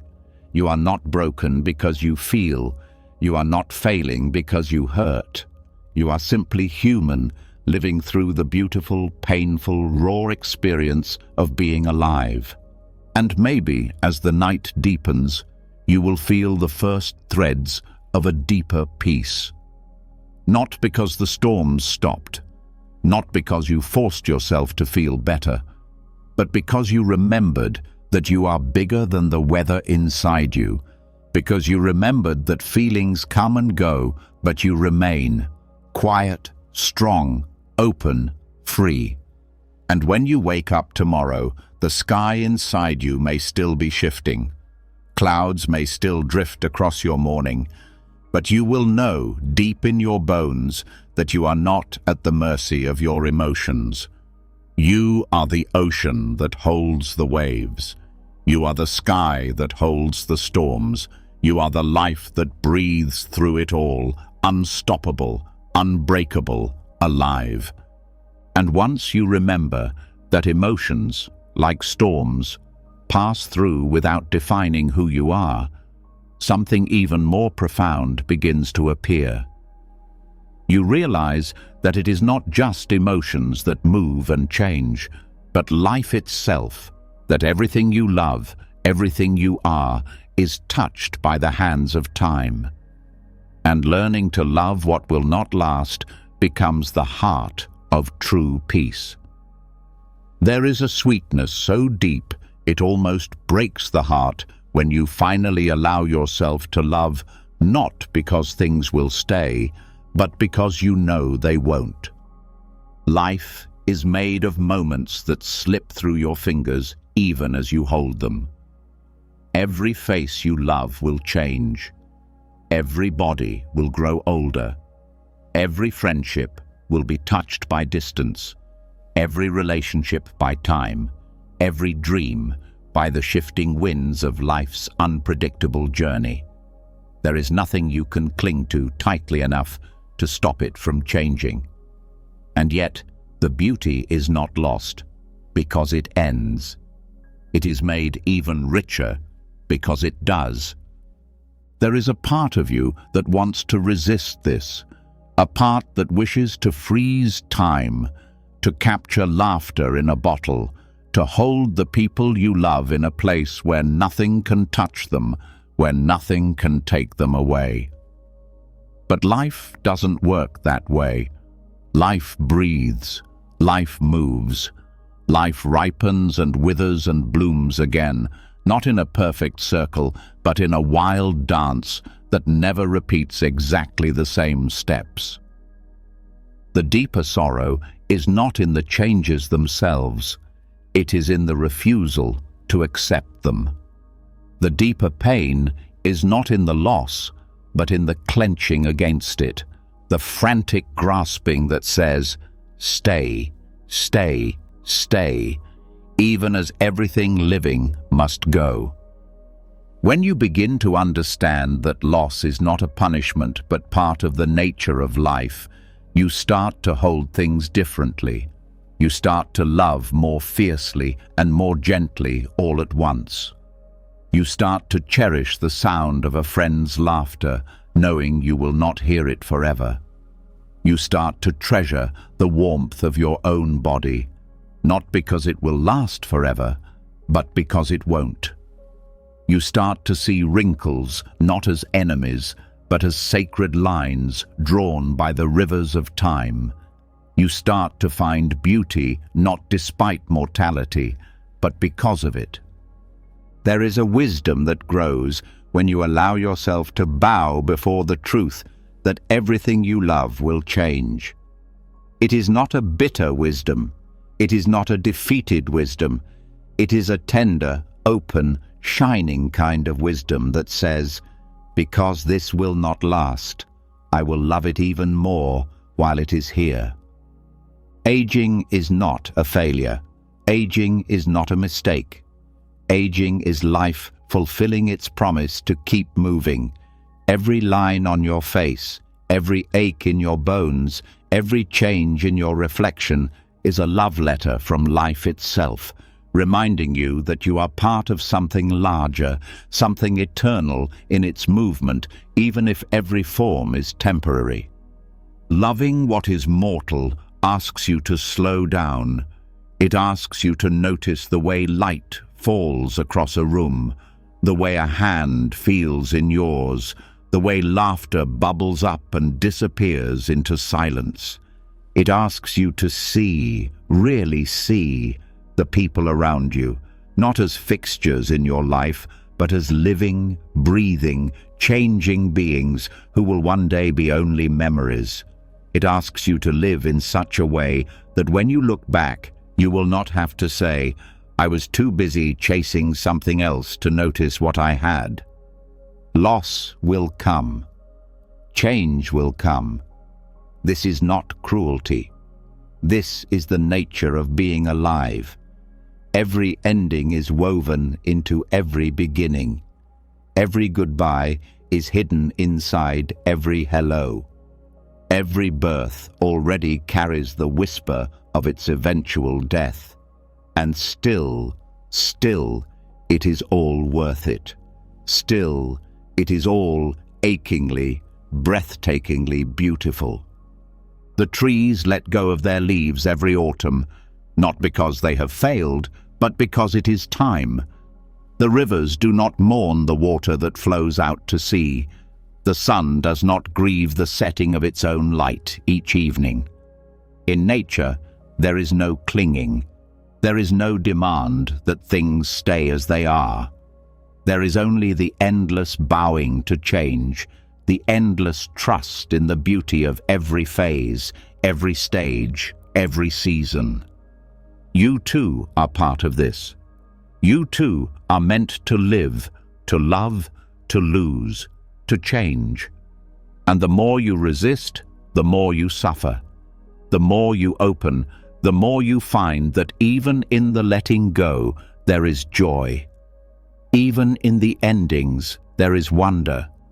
Even in the empty spaces left behind, there is room for something new to grow. You are allowed to grieve what changes. You are allowed to mourn what is lost. But you are also allowed to celebrate it, to see it, to bless it, to say, thank you for existing, even as it slips from your hands. Loving what is mortal means choosing to be broken-hearted sometimes. It means choosing to live wide open even when you know it will hurt. It means choosing to give your heart to things you cannot keep. And in doing so, you find a depth of love you could never reach if you demanded guarantees. The people you love will change. You will change. Life will move and flow and carry you places you cannot yet see. And it is all okay. It is all part of the dance. It is all part of the song. Tonight, as you rest, let yourself feel the bittersweet beauty of loving what will not last. Let yourself feel the ache and the gratitude woven together. Let yourself hold your own precious life gently, knowing that every breath is a gift that will not come again in quite the same way. You do not have to harden your heart to survive change. You do not have to close your eyes to avoid sorrow. You can stay open, you can stay soft, you can stay human.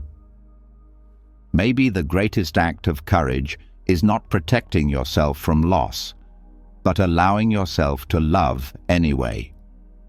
Maybe the deepest wisdom is not in avoiding change, but in embracing it. Maybe the richest joy is not in trying to make life permanent, but in loving its wild, fleeting beauty with your whole heart. You are strong enough to love things that you cannot keep. You are wise enough to cherish moments you know will pass. You are brave enough to dance with life, even when the music is always changing.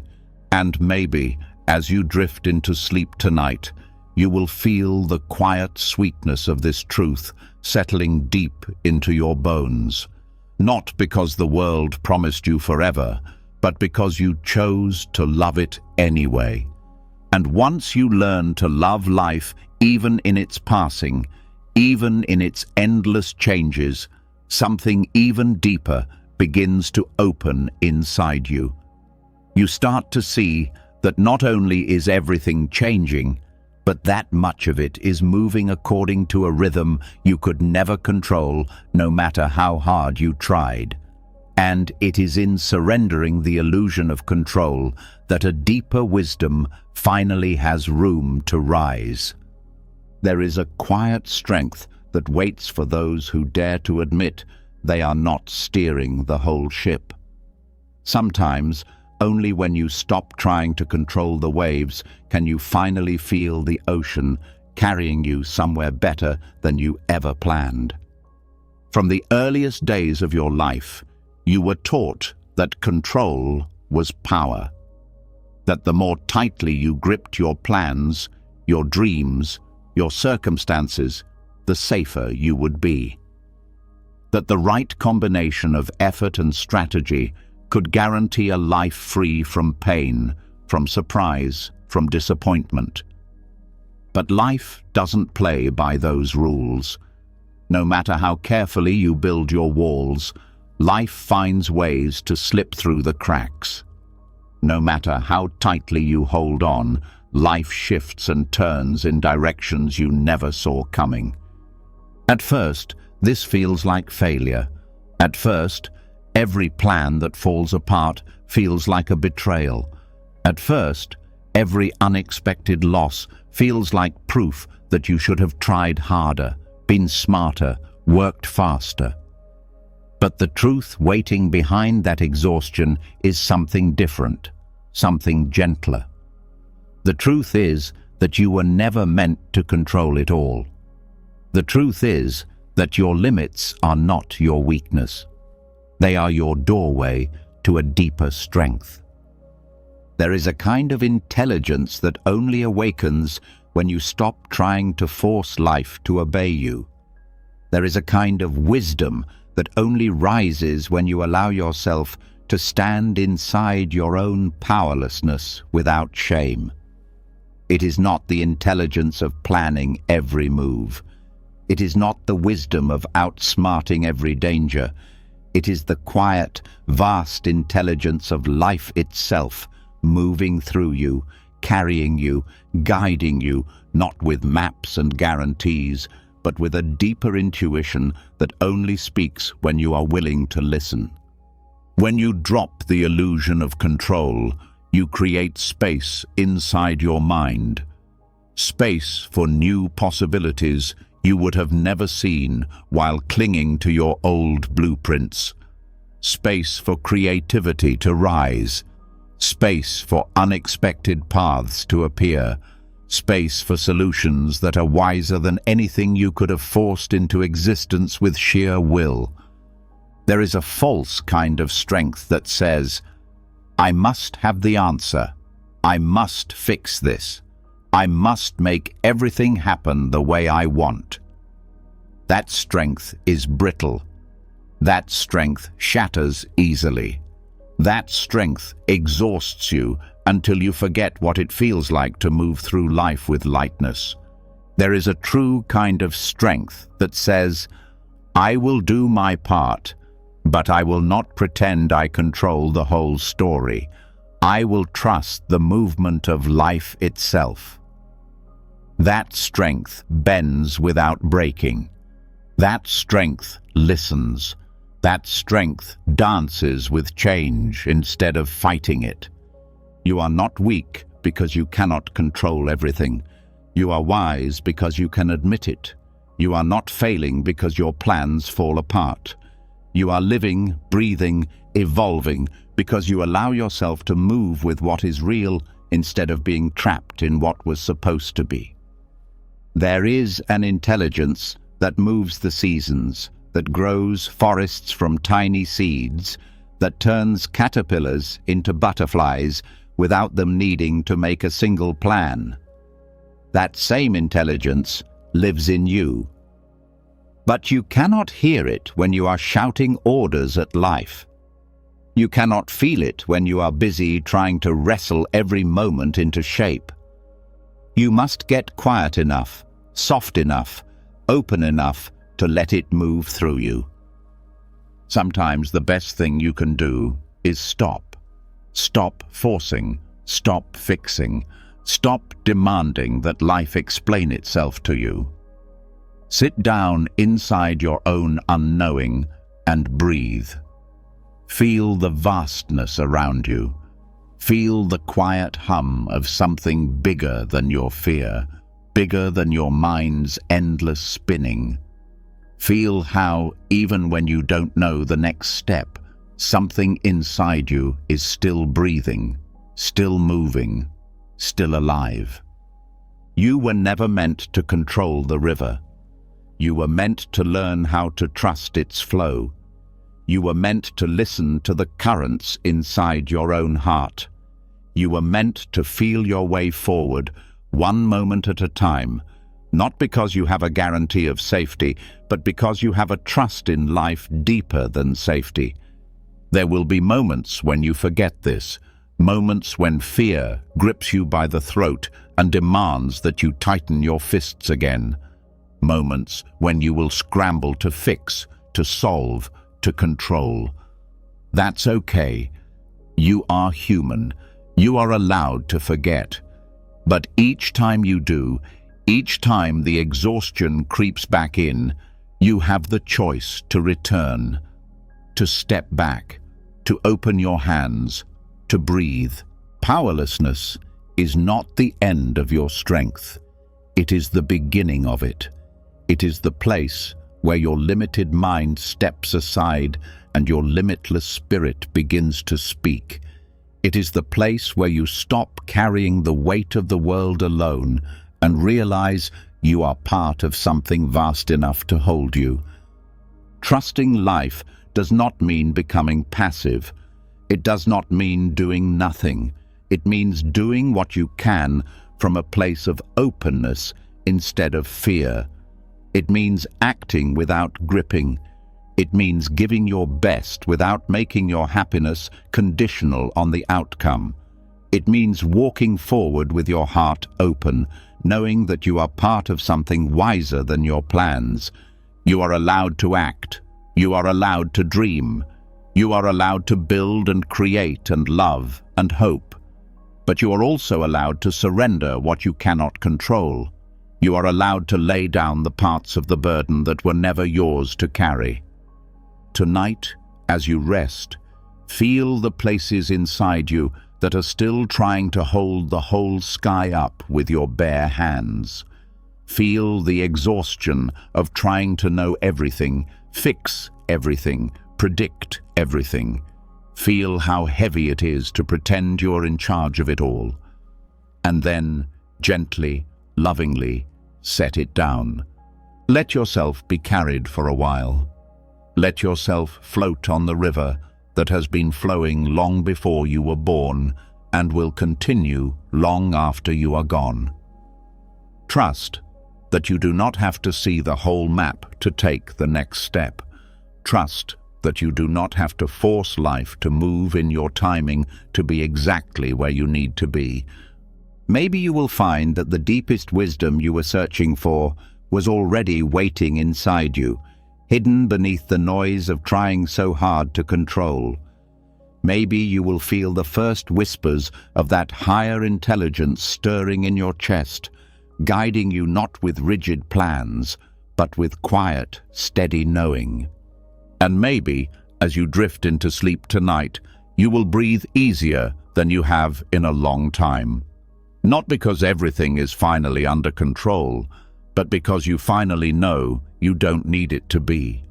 And once you surrender the impossible burden of controlling life, something even quieter and more powerful begins to appear. You realize it isn't just the outside world that moves beyond your grasp, but your own reactions too. And within that realization comes a doorway, a soft, steady pause, where real freedom finally begins. There is a hidden moment most people miss, a breath of silence that lives right between what happens to you and how you respond. Inside that space, everything about your future can change. For most of your life, you have been taught that reactions are automatic. Someone says something cruel and anger flares before you can think. A disappointment crashes into you and bitterness spreads without your permission. A fear rises in your chest and your body tightens without warning. It feels like you are trapped inside these reactions, like you have no choice but to ride the wave wherever it throws you. But this is only because you have never been taught to find the space that always exists, the space between the world and your answer to it. It is a small space at first, almost invisible, a fraction of a second, a tiny breath. But inside that breath is everything. Inside that breath is the power to choose a different way. Not because you force yourself, not because you suppress what you feel, but because you remember that you are not just a bundle of automatic reactions. You are awareness itself. You are the one who can pause, who can breathe, who can watch the rising emotion without being enslaved by it. Acceptance is what makes this pause possible. When you refuse to accept what is happening, when you push against it in rage or panic or denial, you are caught immediately in reaction. There is no space, only struggle. But when you accept what is, not liking it, not approving it, but simply seeing it clearly, you step back from the storm. You create a clearing in the forest of your mind. You find the space where something new can be born. The world around you will not stop testing you. People will say careless things. Plans will fall apart. Fears will whisper at the edges of your dreams. If you wait for life to be free of triggers, you will wait forever. But if you learn to live in the pause, you stop being a puppet pulled by every string. You become something else entirely, someone who responds from freedom instead of reflex. At first, the pause will feel fragile. You will catch it sometimes and miss it other times. You will notice the anger rising and still speak too sharply. You will feel the sadness coming and still collapse into it. This is not failure. This is practice. This is learning to stretch the space wider, one breath at a time. The more you practice finding the pause, the more natural it becomes. The more you teach your nervous system that it is safe to slow down, to stay soft, even when the world feels hard. And in that slowness, you will find choices you never saw before. Instead of snapping back at a hurtful comment, you may choose to stay silent. Instead of spiraling into despair at a setback, you may choose to offer yourself kindness. Instead of reacting with fear, you may choose to move forward with gentle courage. The pause does not erase your emotions. It honors them. It lets you feel them without being drowned by them. It lets you experience them without letting them drive your every word, your every action, your every heartbeat. Emotions are not the enemy. They are weather passing through the sky of your mind. The pause is what lets you feel the rain without losing yourself in the flood. Every time you find the pause, you reconnect to your true self. Not the self that lashes out in fear, not the self that shrinks in shame, but the self that is wide enough to hold all experiences without being shattered by them. The self that can witness anger without becoming cruel. The self that can witness sadness without falling into despair. The self that can witness fear without being frozen. Acceptance creates the space. Space creates the pause. The pause creates freedom. Freedom creates new choices. New choices create a new life. And it does not have to happen perfectly. It does not have to happen every time. You do not have to become a monk overnight. Every small moment matters. Every time you catch yourself before the automatic reaction takes over, you are rewiring your whole way of being. You are planting seeds that will grow into strength beyond what you ever thought possible. Imagine the difference between a life lived in automatic reaction and a life lived in spacious response. In one life, you are pulled and pushed by every wave. In the other, you are standing calmly at the shore, letting the waves rise and fall without needing to drown in them. In one life, you are trapped in endless cycles of regret and reactivity. In the other, you are moving through the world with grace, with steadiness, with a kind of quiet power that cannot be taken from you. The pause is not about controlling your feelings. It is about holding them wisely. It is about letting them rise without letting them hijack your heart. It is about being bigger than the momentary surge. It is about trusting that you are strong enough to stay soft, even when everything inside you wants to harden. Tonight, as you rest, think of a moment recently when you reacted from pain, from fear, from anger. Not with judgment, not with shame, just notice. And then ask yourself, was there a space there, even the smallest one?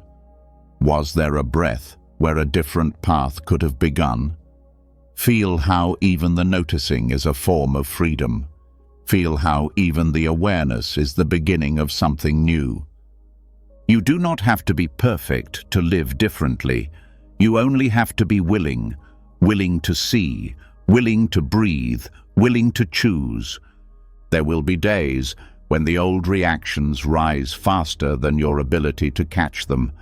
There will be days when the storm inside feels too strong. That's okay. Forgive yourself. Begin again. Every breath is another chance. Every moment is another invitation. Acceptance is not weakness. It is the foundation of strength. Acceptance does not mean giving up on your dreams or your growth. It means rooting yourself in reality so that you can build something real. It means seeing what is, without panic, without denial, without needing it to be different before you can live. Acceptance is what gives you the pause. The pause is what gives you your power back. And maybe, as you drift into sleep tonight, you will feel the first sweet threads of that power waking up inside you. Not because you forced it, not because you fought for it, but because you allowed it to rise, gently, naturally, from the space you created, simply by being willing to pause, to breathe, to trust. And once you learn to find the pause before reaction, something even more subtle begins to unfold. You start to realize that life itself, in all its beauty and uncertainty, is built not on solid ground, but on a mysterious, ever-shifting dance. And true peace is not found in trying to lock everything into place, but in learning to stand calmly on ground that was never meant to stay still. There is a kind of strength that doesn't come from clinging harder, but from opening wider. Sometimes, the confidence you are searching for is waiting for you on the other side of letting go of every guarantee you thought you needed.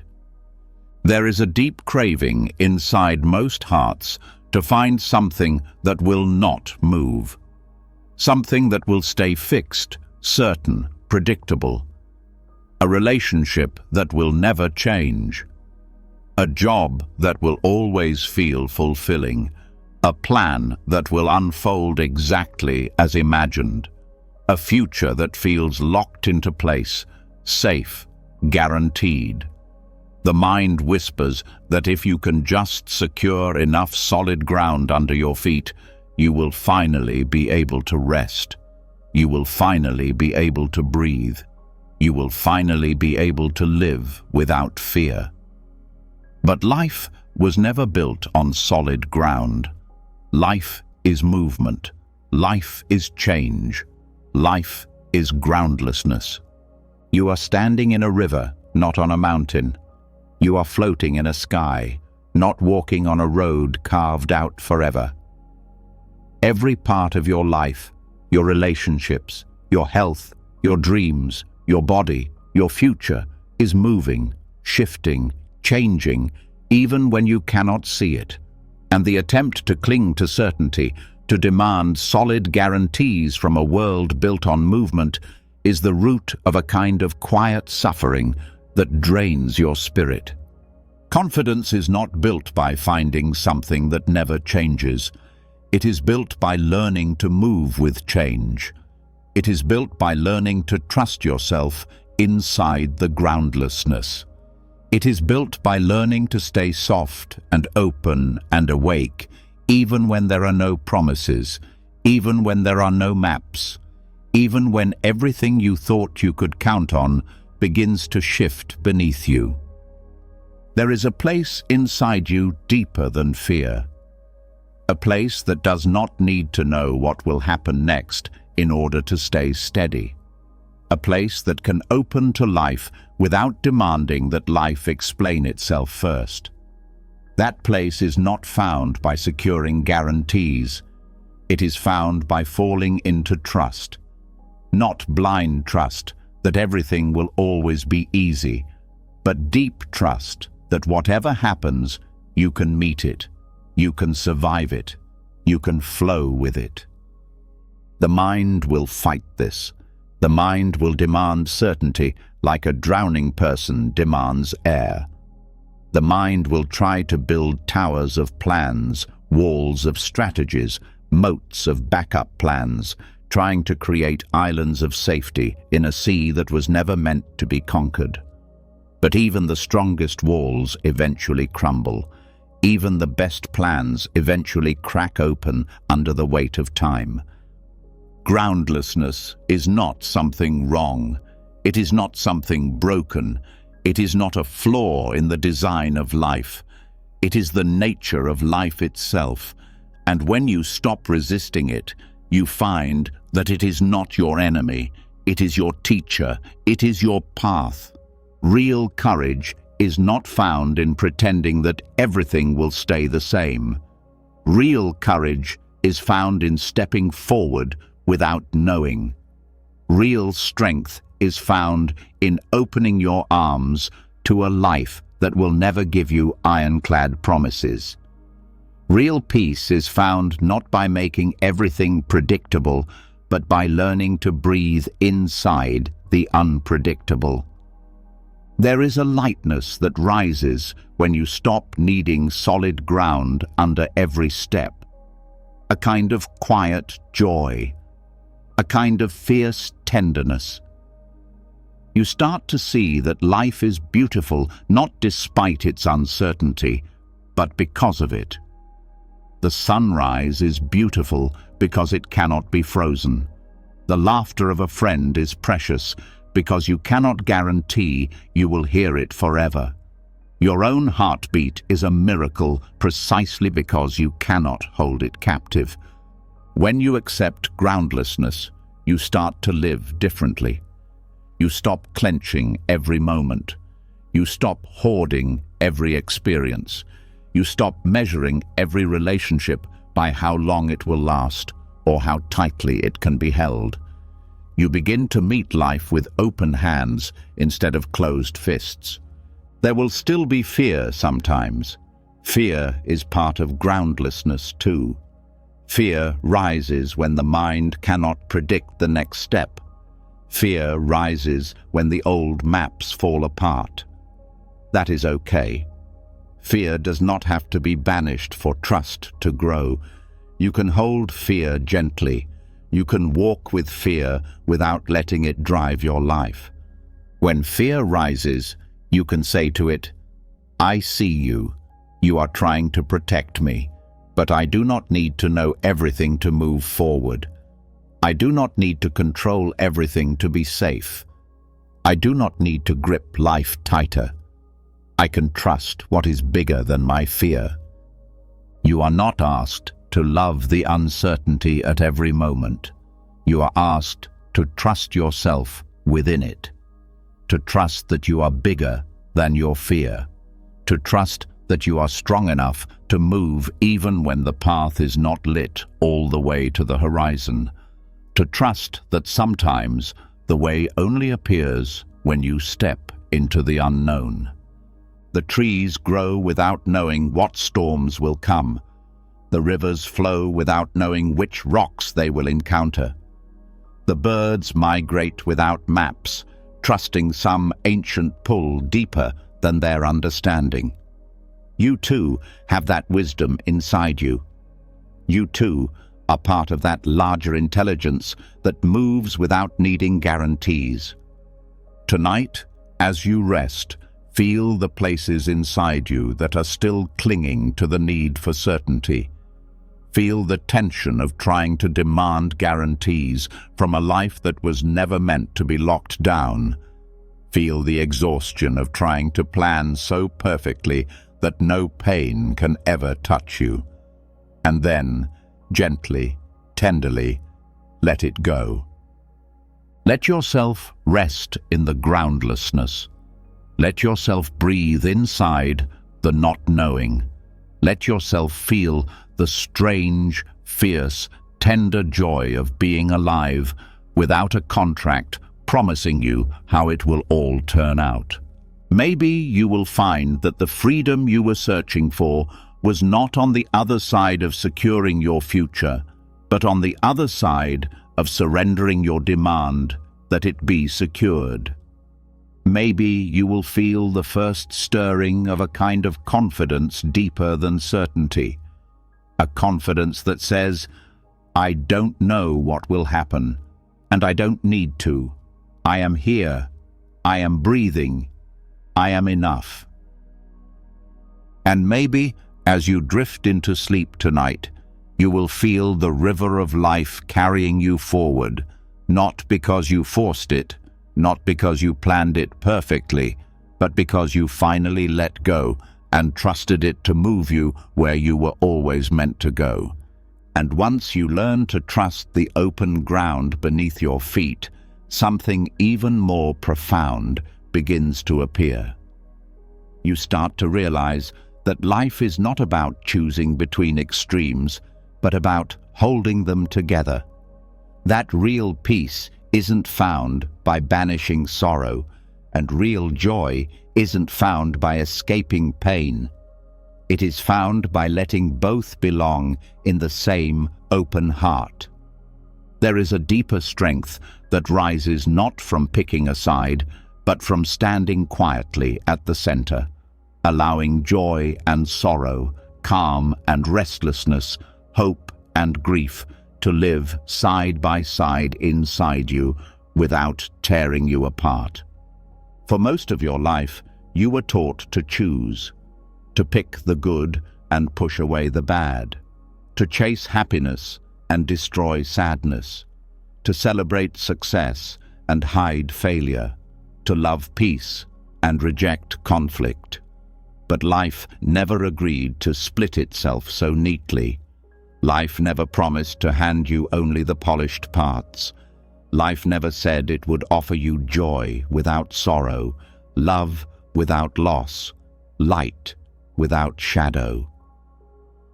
Inside every moment of laughter, there is a thread of fragility, the knowing that the moment will pass. Inside every sorrow, there is a seed of tenderness, the reminder that you cared enough to hurt. Inside every victory, there is the echo of every stumble it took to get there. Inside every peace, there is a background hum of all the storms it took to reach this clearing. Wholeness does not come from choosing only the parts you like. It comes from welcoming the whole impossible, messy, beautiful weave of opposites that life offers you. It comes from realizing that you are big enough to hold contradictions without collapsing. You can be joyful and grieving at the same time. You can feel powerful and afraid in the same breath.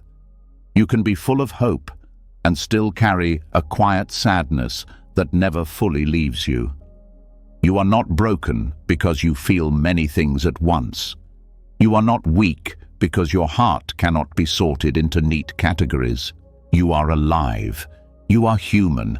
You are vast. The mind wants to make things clean. It wants a neat map.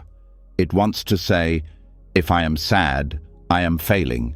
If I am afraid, I am weak. If I am restless, I am broken. But the heart knows better. The heart knows that sorrow and joy can dance together, that fear and courage can walk hand in hand, that restlessness can sit quietly beside peace, neither destroying the other. When you stop trying to sort your emotions into right and wrong, good and bad, you create a deeper kind of peace. Not a fragile peace that depends on everything going your way.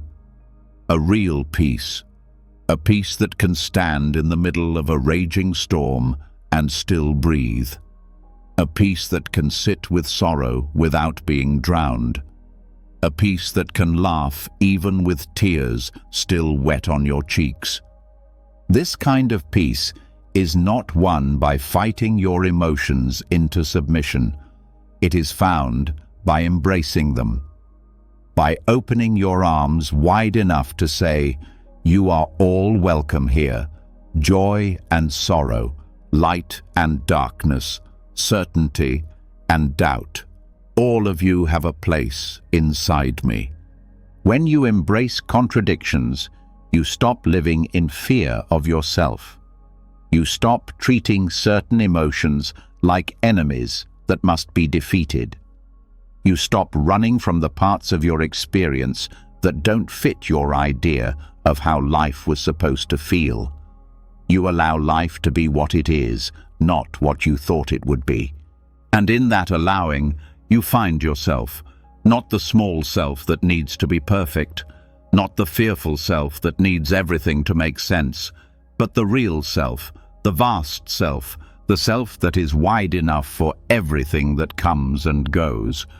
The more you allow contradictions to live inside you, the less afraid you are of change, the less rattled you are by the inevitable shifts of life, the more open you become to the richness that only comes from letting life be messy and complex and wild and real.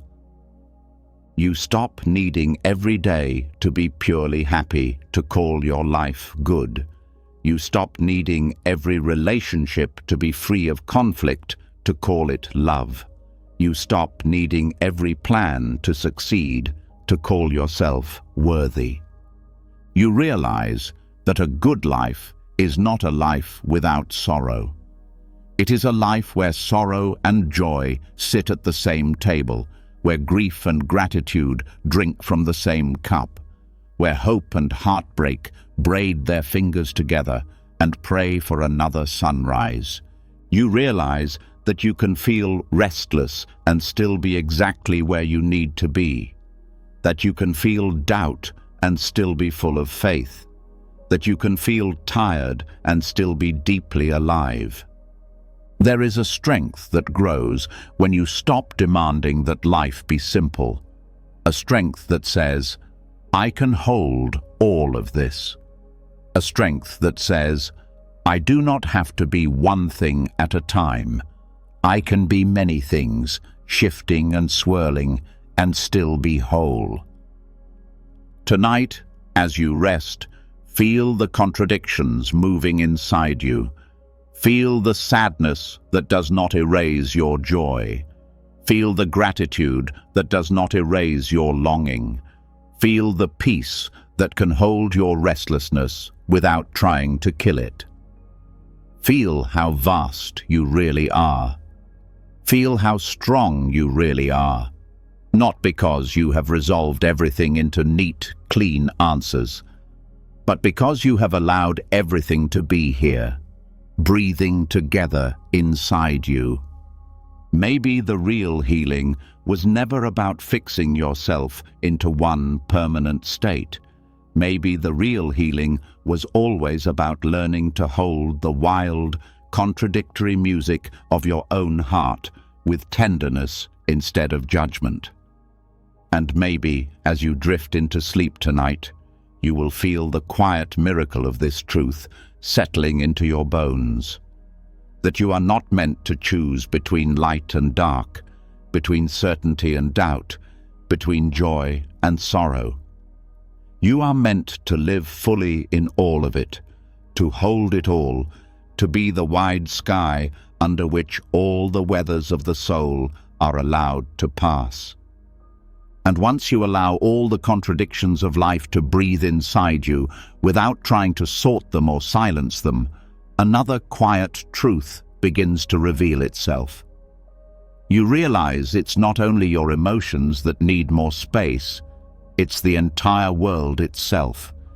That life was never meant to be crammed into the narrow frame of your opinions.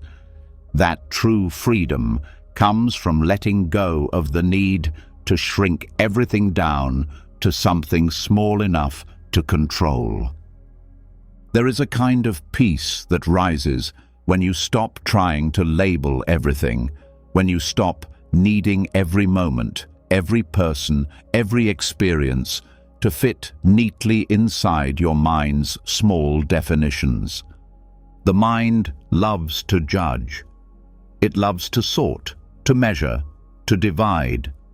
It wants to know, immediately and completely, whether something is good or bad, right or wrong, safe or dangerous, worthy or unworthy. The mind believes that if it can just slap a label on everything fast enough, it will be able to move through life without fear, without uncertainty, without surprise. But life is too vast for labels. Life is too wild for neat categories.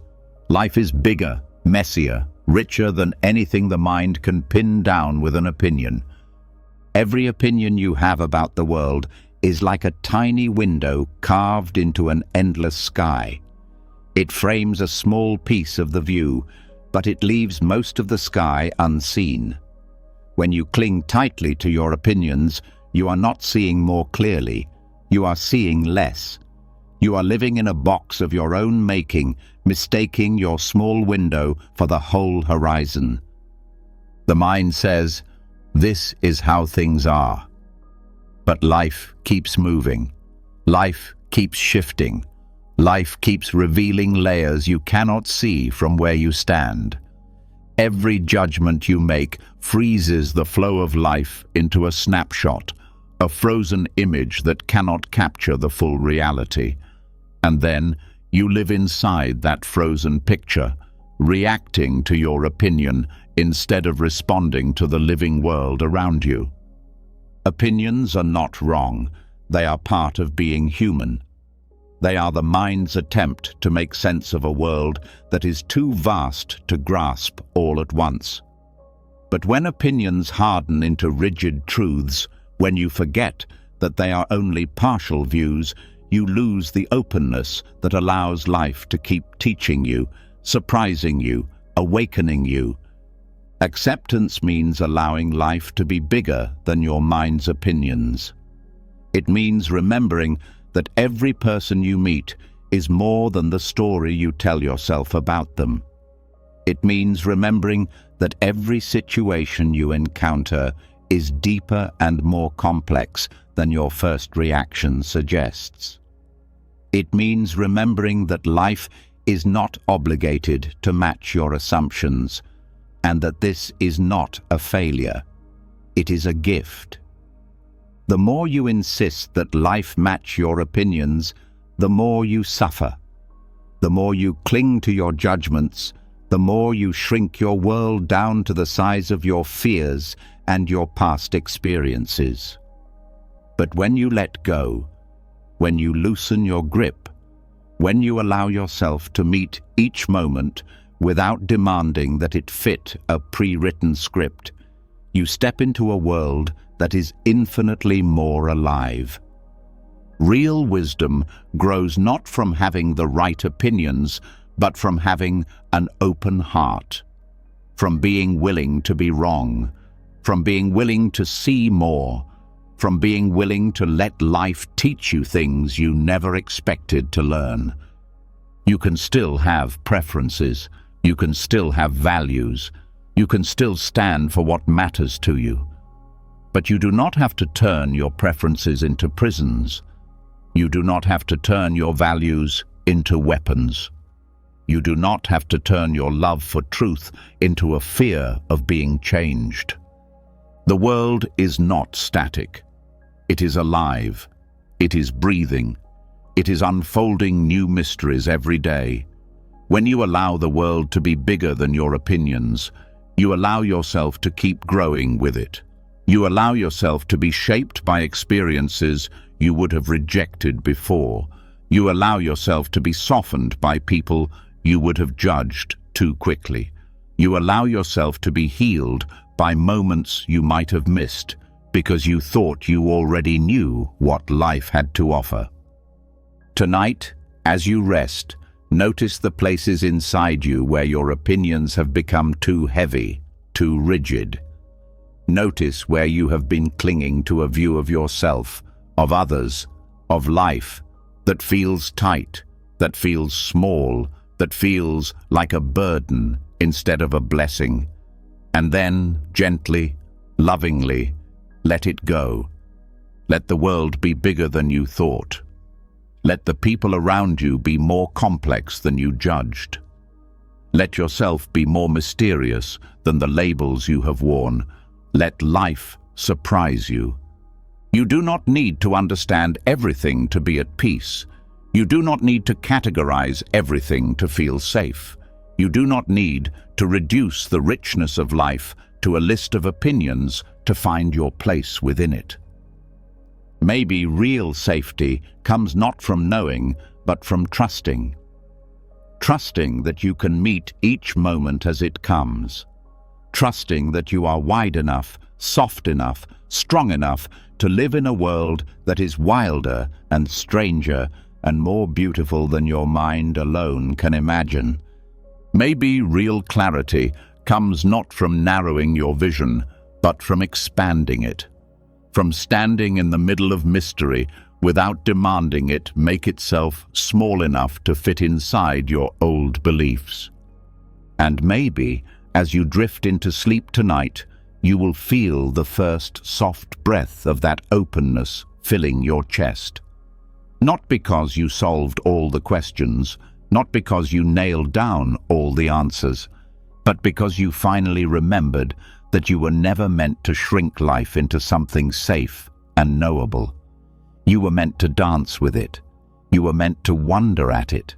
You were meant to be changed by it, again and again, forever.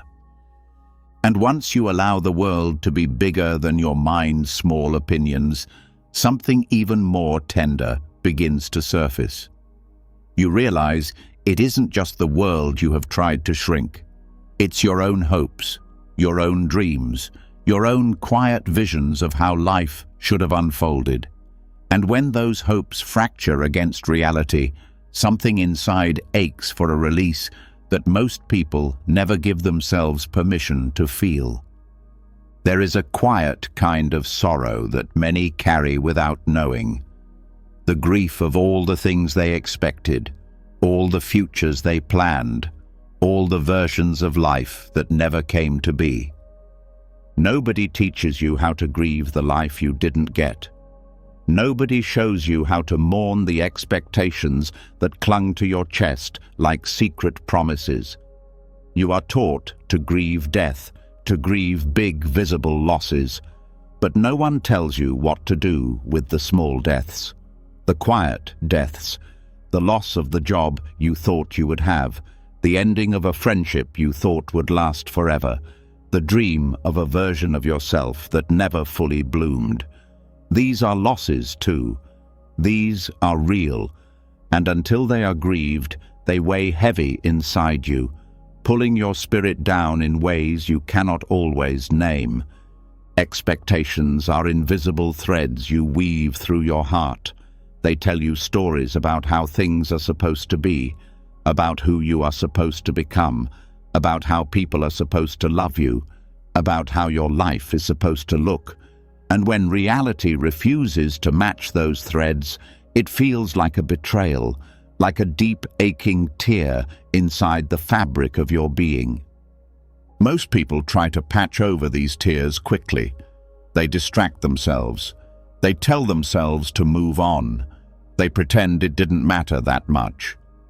But underneath, the pain lingers, unspoken, unacknowledged, unreleased. It turns into bitterness. It turns into numbness. It turns into a quiet disconnection from life itself. But there is another way, a gentler way, a braver way. You can grieve the expectations you lost.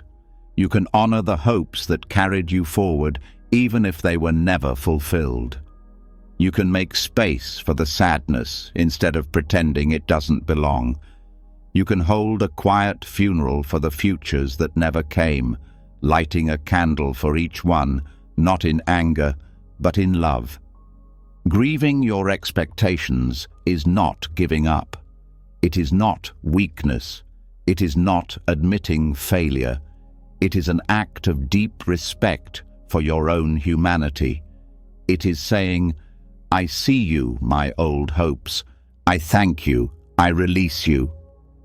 It is unclenching your hands from the ghost of what could have been so that you can finally embrace what is here.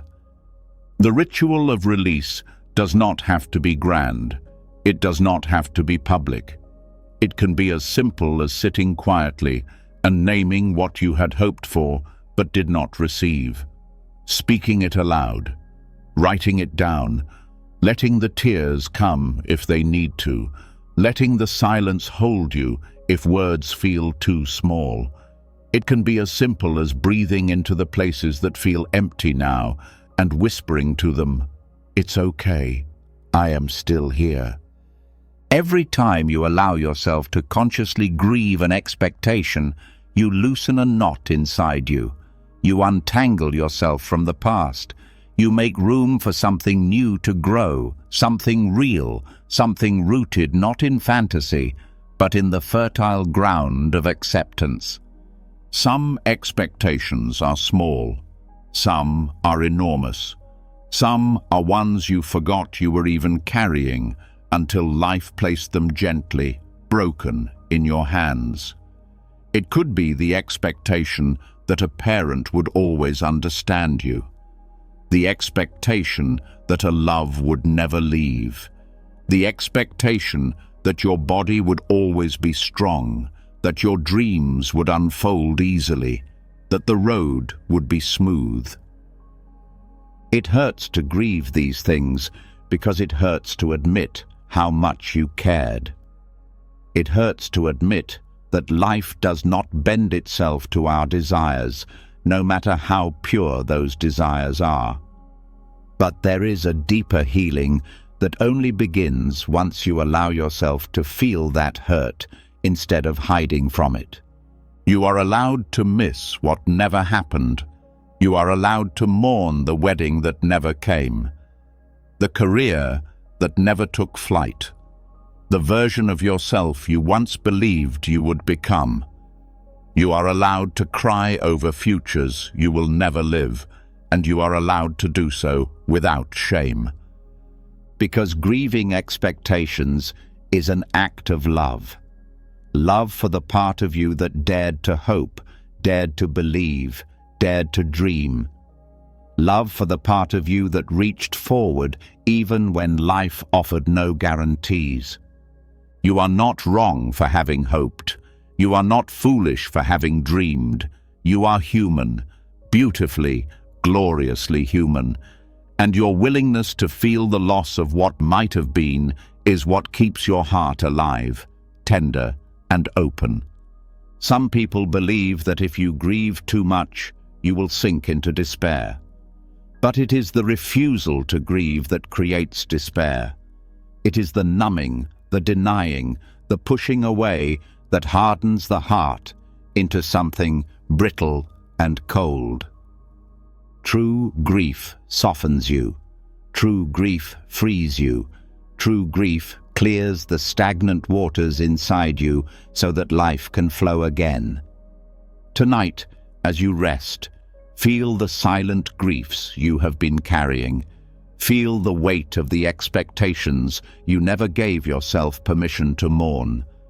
Feel the sadness not as something wrong, but as something sacred. Maybe you can light a small candle in your heart for each one. For the friendships that faded, for the hopes that cracked and fell away, for the dreams that dissolved in your hands. Light them with tenderness, light them with honor, light them with gratitude for having existed, even if only in the soft spaces of your imagining. And then, gently, let them go. Let them float away like paper lanterns on a dark river. Bless them as they drift beyond your reach. Bless yourself for having loved them enough to hurt when they slipped away. You do not need to carry every old hope like a ghost on your back. You do not need to keep measuring your worth against futures that never arrived. You can step forward lighter, freer, clearer. Grieving expectations does not mean you will stop dreaming. It means you will dream with open hands instead of clenched fists. It means you will move forward, not carrying the weight of broken blueprints, but trusting in your own ability to live fully with whatever life offers next. And maybe, as you drift into sleep tonight, you will feel the first sweet taste of that release rising inside you. Not because the past hurts less, but because you are finally allowing yourself to honor it, to bless it, and to let it go. And once you allow yourself to grieve the futures that never arrived, something even softer begins to unfold. You realize that it is not just lost hopes that burden the heart. It is also the heavy, endless question that rises when life doesn't make sense. The aching demand to know why, to solve the unanswerable, to force life to explain itself before you can make peace. But there is a deeper way of living, and it begins by honoring the sacred pause before demanding answers. There is a freedom waiting for you when you stop needing every heartbreak, every twist of fate, every unanswered prayer to come with a reason neatly attached. There are moments when life breaks you open so suddenly, so completely, that the first word your heart cries out is why. Why did this happen? Why now? Why me? Why them? Why this way? The mind races to assemble causes, reasons, justifications, any explanation that will make the pain feel a little less raw, a little less chaotic. Because somewhere inside, you have been taught to believe that if you can find the cause, you can fix the wound. If you can name the reason, you can stop the ache. But life is not always so simple. Life does not always hand you clean answers wrapped in logic and clarity. Sometimes things fall apart for reasons you cannot see. Sometimes sorrow comes with no neat story to explain it. Sometimes grief moves in like a sudden storm with no warning, no map, no apology. And trying to force life to explain itself only deepens the suffering. It turns your pain into a riddle you are trapped trying to solve forever. There is a sacred pause you can learn to enter in those moments. A pause before the frantic search for why. A pause that says, maybe it's okay not to know right now. Maybe it's okay not to make sense of this moment. Maybe the peace you are searching for is not hidden in some answer waiting to be uncovered. Maybe the peace is already here, waiting for you to stop digging and simply breathe. The mind will resist this. It will whisper that you must find the cause or you will never heal. It will shout that not knowing is dangerous, that uncertainty must be conquered. It will tempt you to invent stories just to fill the silence. Stories that blame yourself, stories that blame others, stories that turn pain into punishment. But the heart knows something deeper. The heart knows that not all suffering has a visible cause, that not all wounds come with explanations, that sometimes life simply moves in ways that are mysterious, unpredictable, beyond your small human understanding, and that this does not mean life is cruel. It simply means life is vast. When you stop needing an answer, you make space for something larger than answers. You make space for presence. You make space for tenderness. You make space for healing that does not depend on intellectual understanding. You allow the wound to close, not through solving it, but through loving it. You are allowed to ask why. You are allowed to wonder. You are allowed to sit with your questions. But you are also allowed to stop chasing explanations that will never satisfy the ache. You are allowed to rest in the mystery without demanding that it explain itself before you can heal. Sometimes the most sacred thing you can do is sit beside your own heartbreak without trying to rearrange it into a story that makes sense. Sometimes the most powerful thing you can do is breathe through the confusion instead of building more layers of noise over it. There is a clarity that rises only after the questioning quiets. A clarity not born from answers, but from presence. A clarity that says, I do not know why this happened, and I do not have to know in order to keep living, loving, breathing. You are not broken because you don't understand everything that hurt you. You are not failing because the pieces don't fit into a neat puzzle. You are simply human, standing in the middle of a universe too vast for the mind to map completely. The sacred pause is not about giving up on meaning. It is about recognizing that meaning is not always immediate, not always intellectual, not always linear. It is about honoring that some things only reveal their gifts slowly, through time, through living, through the soft unfolding of your own becoming. Tonight, as you rest, feel the questions you have been carrying. Feel the aching whys that echo in the corners of your heart. Feel the longing to solve them, to stitch the wound closed with certainty, and then, gently, tenderly, allow yourself to pause. Breathe into the silence that lives beyond the questions. Let yourself rest in the not knowing. Let yourself be held by something bigger than answers.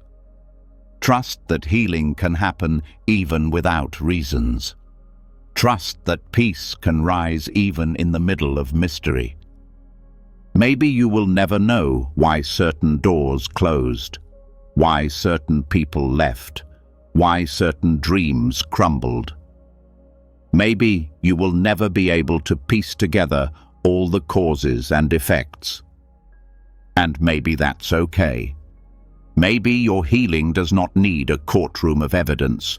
Maybe your healing only needs your willingness to stop fighting the unknown. The sacred pause is an act of trust.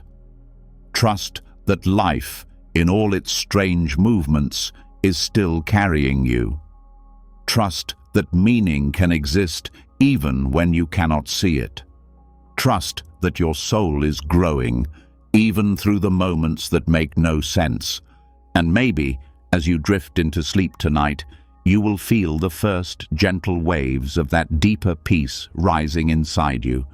Not because the questions are answered, not because the pain is fully gone, but because you finally allowed yourself to stop demanding explanations from a mystery that was always meant to be lived, not solved. And once you allow yourself to live inside the sacred pause without forcing life to explain itself, something even more profound becomes visible. You begin to see that it's not only the unanswered questions that keep pain alive, but also the silent wars you wage against your own feelings, that what you push away does not leave. It lingers, it echoes, it roots itself deeper, and true freedom begins not when you win the fight, but when you stop fighting altogether. There is a quiet truth few are taught, but all must eventually learn. The more you resist what hurts, the tighter it clings. The more you push it away, the deeper it settles into your bones. Every one of us, at some point, tries to outrun pain. We tell ourselves that if we can deny it, argue with it, overpower it, it will finally leave us alone. We try to crush sadness with distraction. We try to silence fear with anger. We try to erase grief by pretending we are already healed. But pain does not dissolve because you resist it. Pain does not disappear because you refuse to look at it. Pain, when resisted, sinks its roots deeper. It grows stronger. It wraps itself tighter around your heart, not because it wants to destroy you, but because you have given it no safe place to be seen, felt, understood. The mirror principle is simple and devastating at the same time. What you resist persists. What you deny controls you.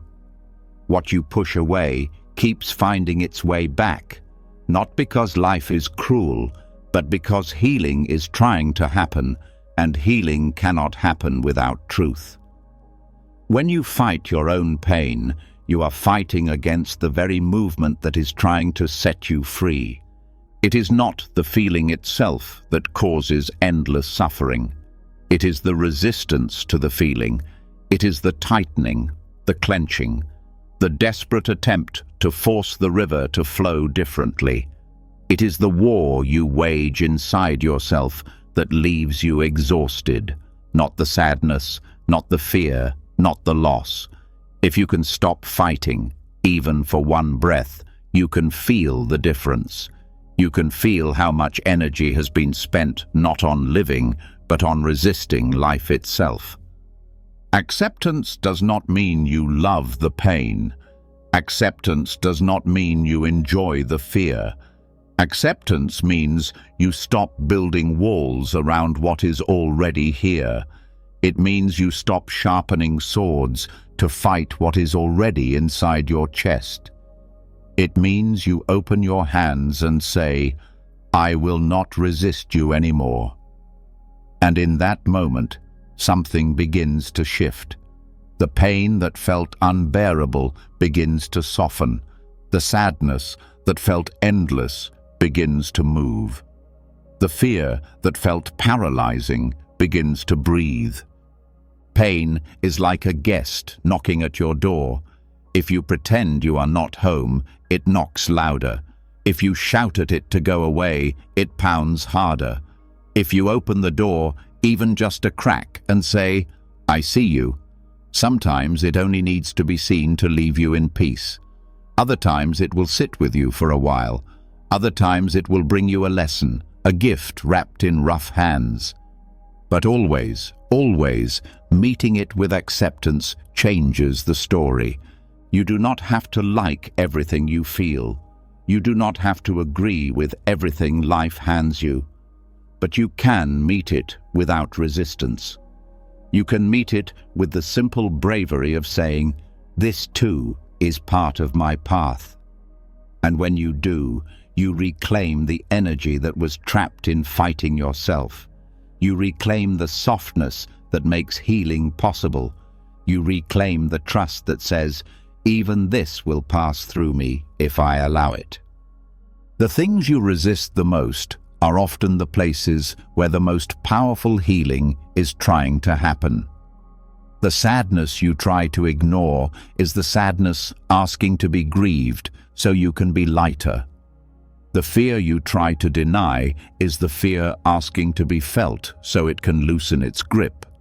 The anger you push away is the anger asking to be heard, honored, and then released. Resistance holds the wound frozen. Acceptance lets it breathe, move, heal. This does not mean passively drowning in pain. It does not mean giving up. It means learning to stay soft where you used to harden. It means learning to breathe where you used to brace. It means learning to open where you used to close. You cannot outfight your own heart. You can only love it back to wholeness.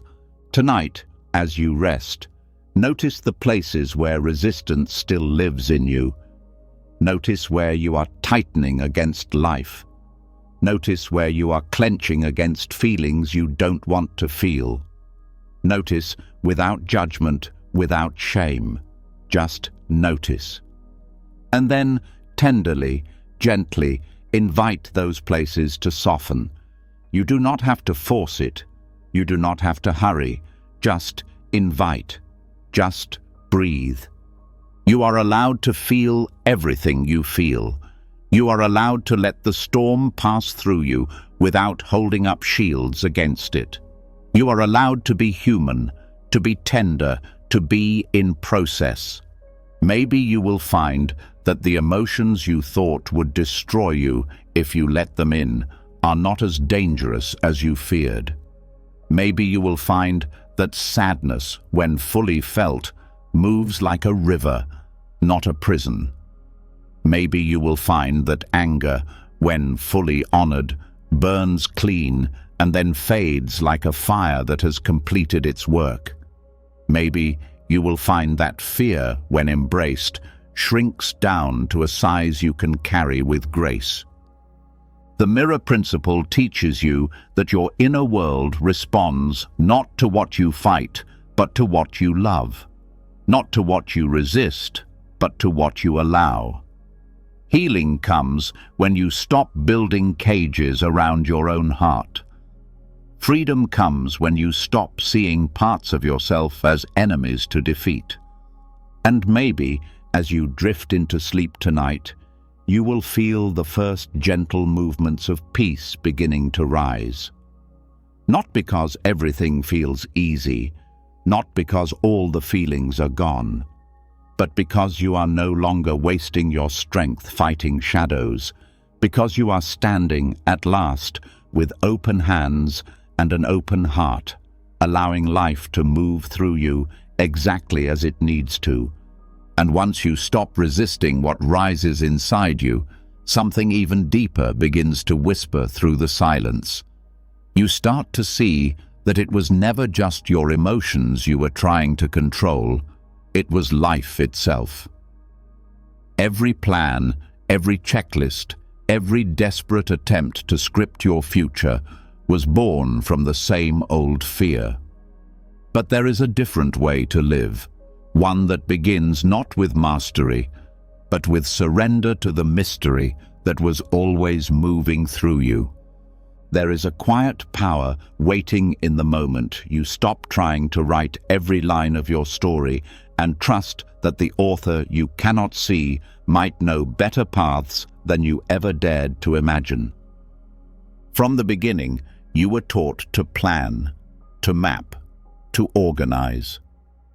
You learned that if you could set enough goals, arrange enough details, predict enough outcomes, you could create the life you wanted. You believed that control was safety, that certainty was success, that a future shaped by your own hands would be better than any future left to chance. And for a while, maybe it even seemed to work. The right steps, the careful choices, the perfect strategies. They gave the illusion that life was something you could manage like a project, something you could bend into shape if only you worked hard enough. But sooner or later, life cracks through that illusion. A plan falls apart, a path vanishes. A door that was supposed to open stays stubbornly closed. And in that moment, something in you breaks. The mind scrambles to fix it, to build a new plan, to regain the illusion of control. But if you listen deeper, beyond the panic, beyond the noise, you will hear a different invitation rising. A quieter, wiser voice, whispering that maybe you were never meant to be the sole author of your story. Maybe there has always been an unseen intelligence weaving something larger, something wilder, something more beautiful than anything you could have written alone. Accepting the unknown author of your life does not mean giving up. It does not mean sitting passively and waiting for everything to happen without you. It means moving through life with open hands instead of clenched fists. It means listening more deeply, moving more softly, trusting that the river knows where it's going, even when you cannot see the end from where you stand. The plans you make are not bad. They are part of your dance with life, but they are not the whole dance. They are sketches, not certainties. They are starting points, not prisons. When you mistake your plans for promises, you set yourself up for endless heartbreak. But when you hold your plans lightly, you allow life to surprise you, to guide you, to bring you to places you never could have found by following only the map in your hand. There is an intelligence moving through life that your mind cannot predict. It is the intelligence that turns seeds into forests, that pulls tides across oceans, that spins stars into existence without blueprints or approval. It is the same intelligence that breathes your body without your permission, that heals your wounds without your command, that brings strangers into your life at just the right moment, without your planning. When you trust this deeper intelligence, you begin to live differently. You begin to listen for signs instead of forcing directions.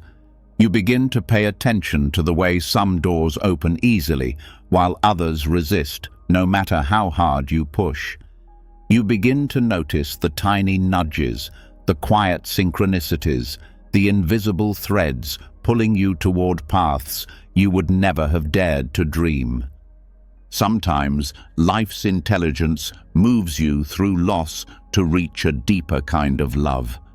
Sometimes it reroutes you through failure to prepare you for a success you were not ready for. Sometimes it breaks your heart, not to punish you, but to break it open wide enough to receive a bigger joy. You cannot always see the meaning in the moment. You cannot always understand the weaving from your place inside the loom. But if you stay open, if you stay trusting, if you stay willing to move with life instead of against it, you will find that even the detours were never really detours. They were part of the path all along. There will be fear, of course.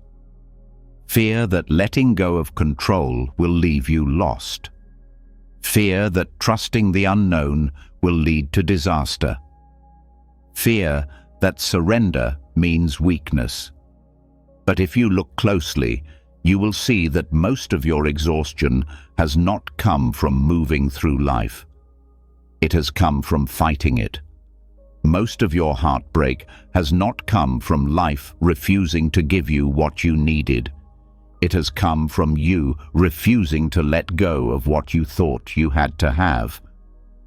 Trusting the unknown author is not about believing that life will always be easy. It is about believing that you are not alone in the writing of your story. It is about believing that there are hands wiser than yours guiding the pen. It is about believing that there is a purpose unfolding even when you cannot see it. Tonight, as you rest, feel the places where you are still clenching around your own plans.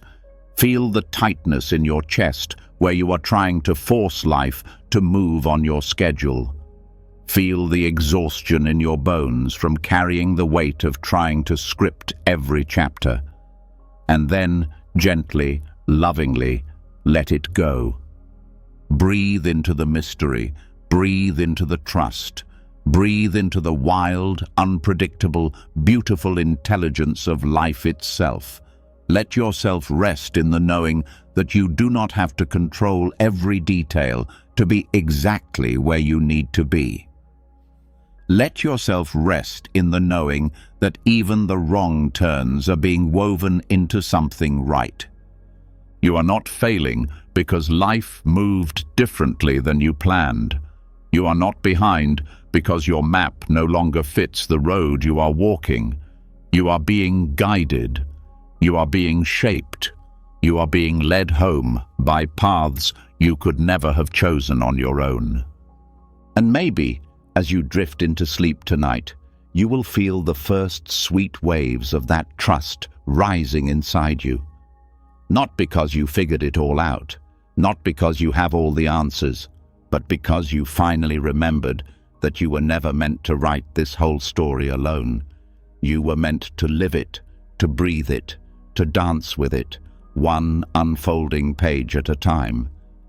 And once you begin trusting the unseen intelligence that weaves your life, another doorway quietly opens. You realize that the most painful struggle was never just about the future you tried to control.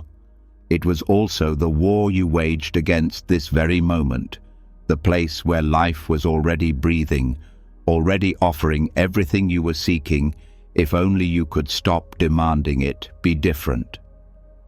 There is a kind of peace that waits quietly under all your striving, a peace that begins not when life finally matches your plans, but when you stop fighting what is already here.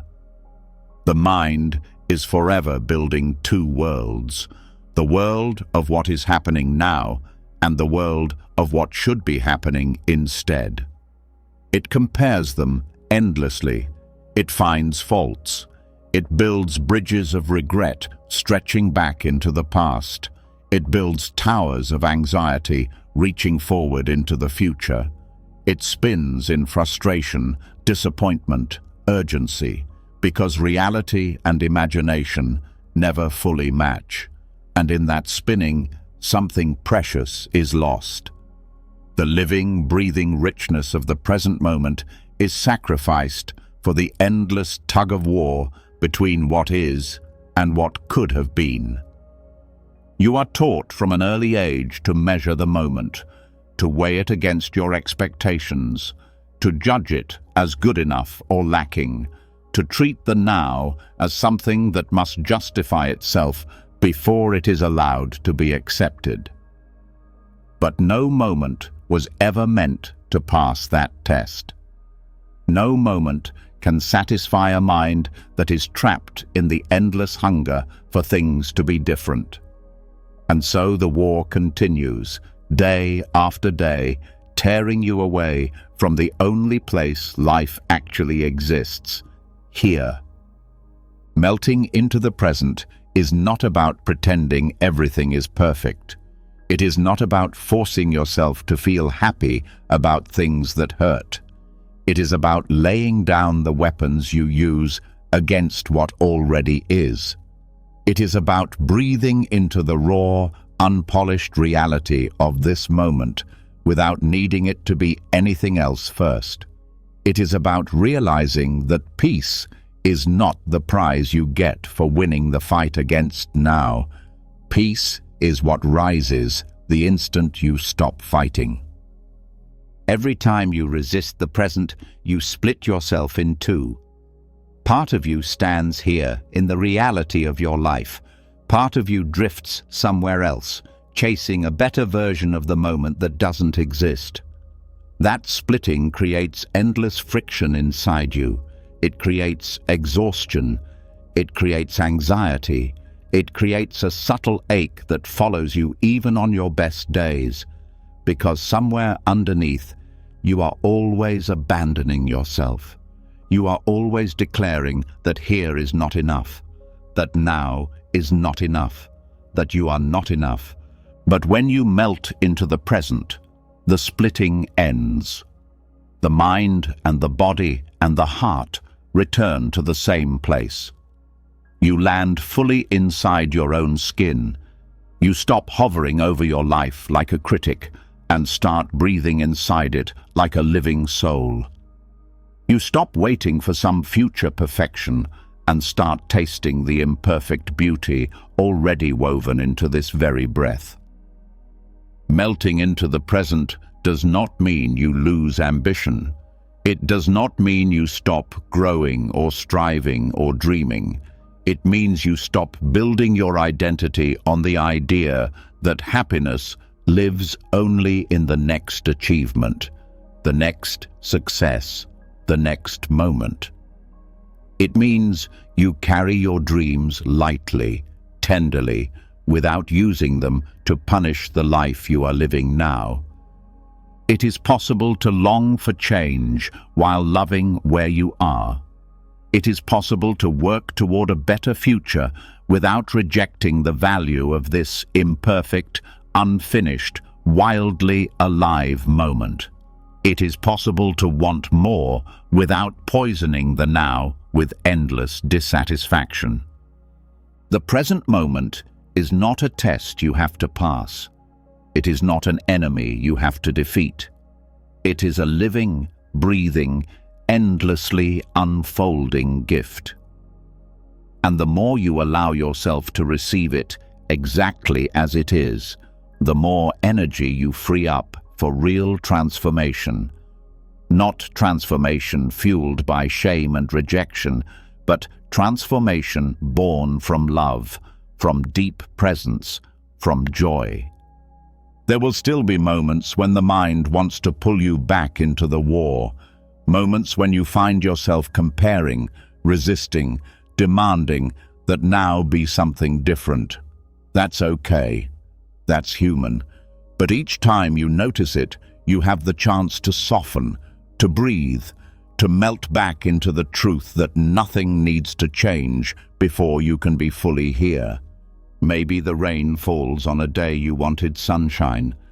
Maybe the plan unravels when you needed it to hold together. Maybe the conversation does not go the way you hoped. Maybe your heart aches with dreams not yet fulfilled. Even so, even then, there is something sacred happening in the rawness of now, something that cannot be touched if you are always reaching past it for something else. The moment you stop demanding that now justify itself is the moment you reclaim your own life. The moment you stop judging each experience by how closely it matches the script you wrote is the moment you begin to really live. Tonight, as you rest, Feel the places where you are still fighting the present. Feel the tightness of expectations. Feel the ache of comparison. Feel the invisible pressure that says, it should be different. I should be different. Life should be different. And then, gently, with deep tenderness, let it go. Melt into the moment. Melt into the sound of your own breathing. Melt into the weight of your body resting against the earth.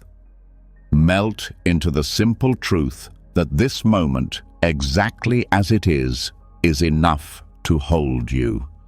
You do not have to fix everything before you can be at peace. You do not have to earn your way into presence. You are already here. You are already breathing. You are already worthy. Maybe the biggest healing is not found in changing your life, but in finally saying yes to the life you already have. Maybe the richest joy is not waiting on some distant horizon, but sitting quietly inside the life you are living, waiting for you to come home. And maybe, as you drift into sleep tonight, you will feel the first soft sweetness of that homecoming rising in your chest.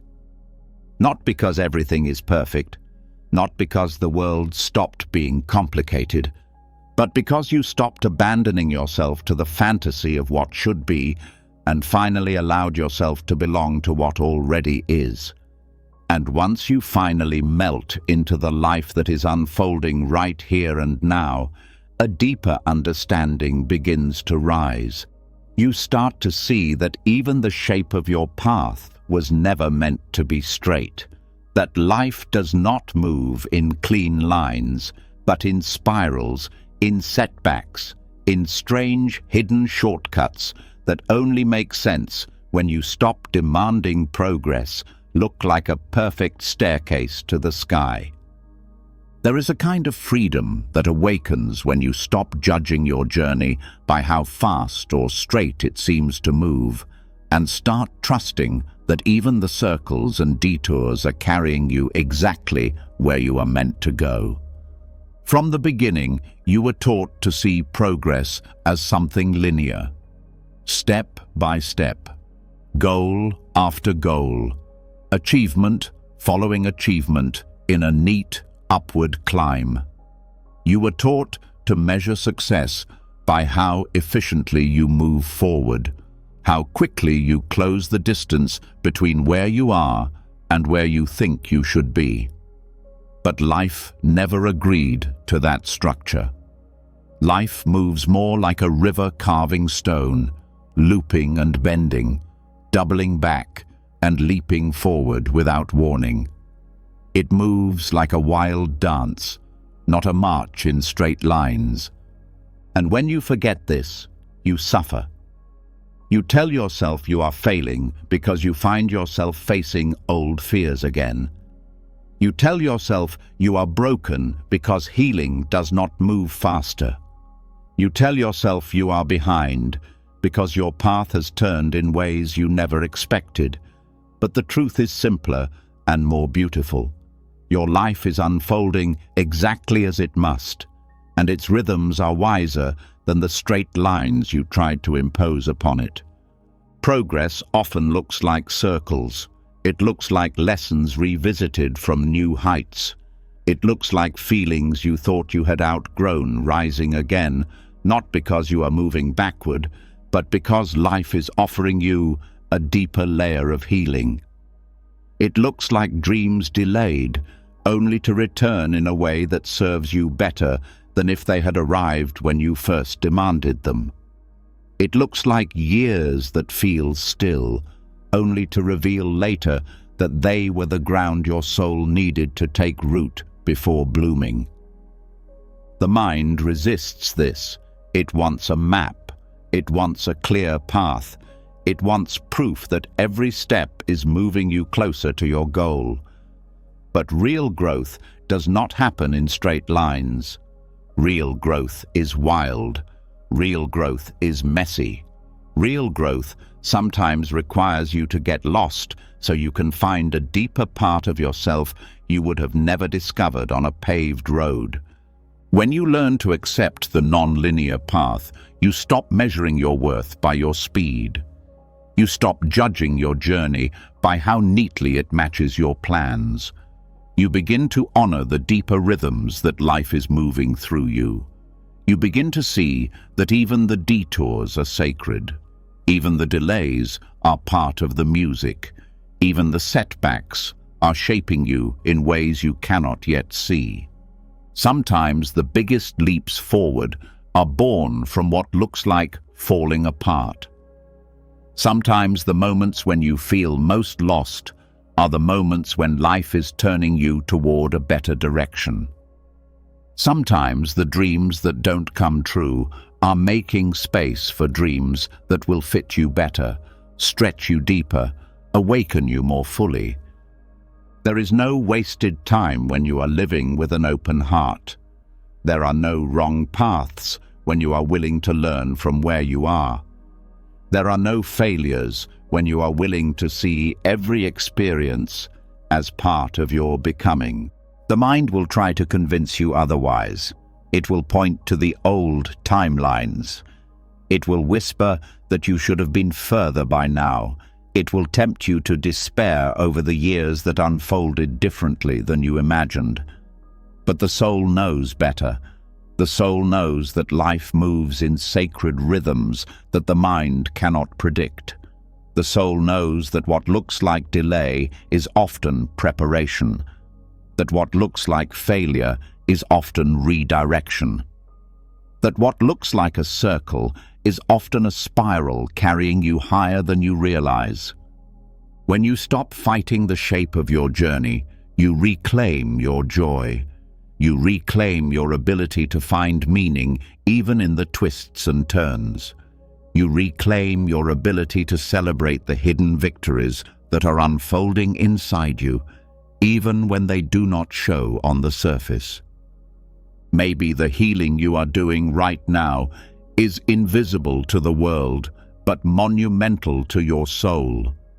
Maybe the patience you are cultivating is weaving a strength inside you that nothing can take away. Maybe the compassion you are learning by facing your own struggles will someday be the very thing that allows you to light the way for others. Tonight, as you rest, feel the places where you are still measuring your life against straight lines.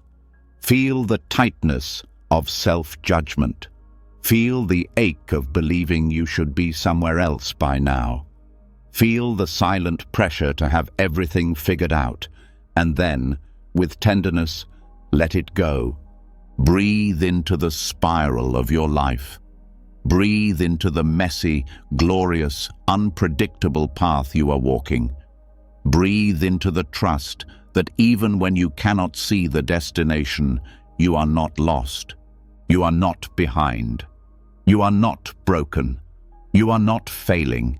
You are living the exact story your soul came here to live, with all its twists and turns, its pauses and leaps, its heartaches and miracles. Maybe progress is not about how fast you move. Maybe progress is about how deeply you stay awake to the journey. Maybe success is not about reaching a destination.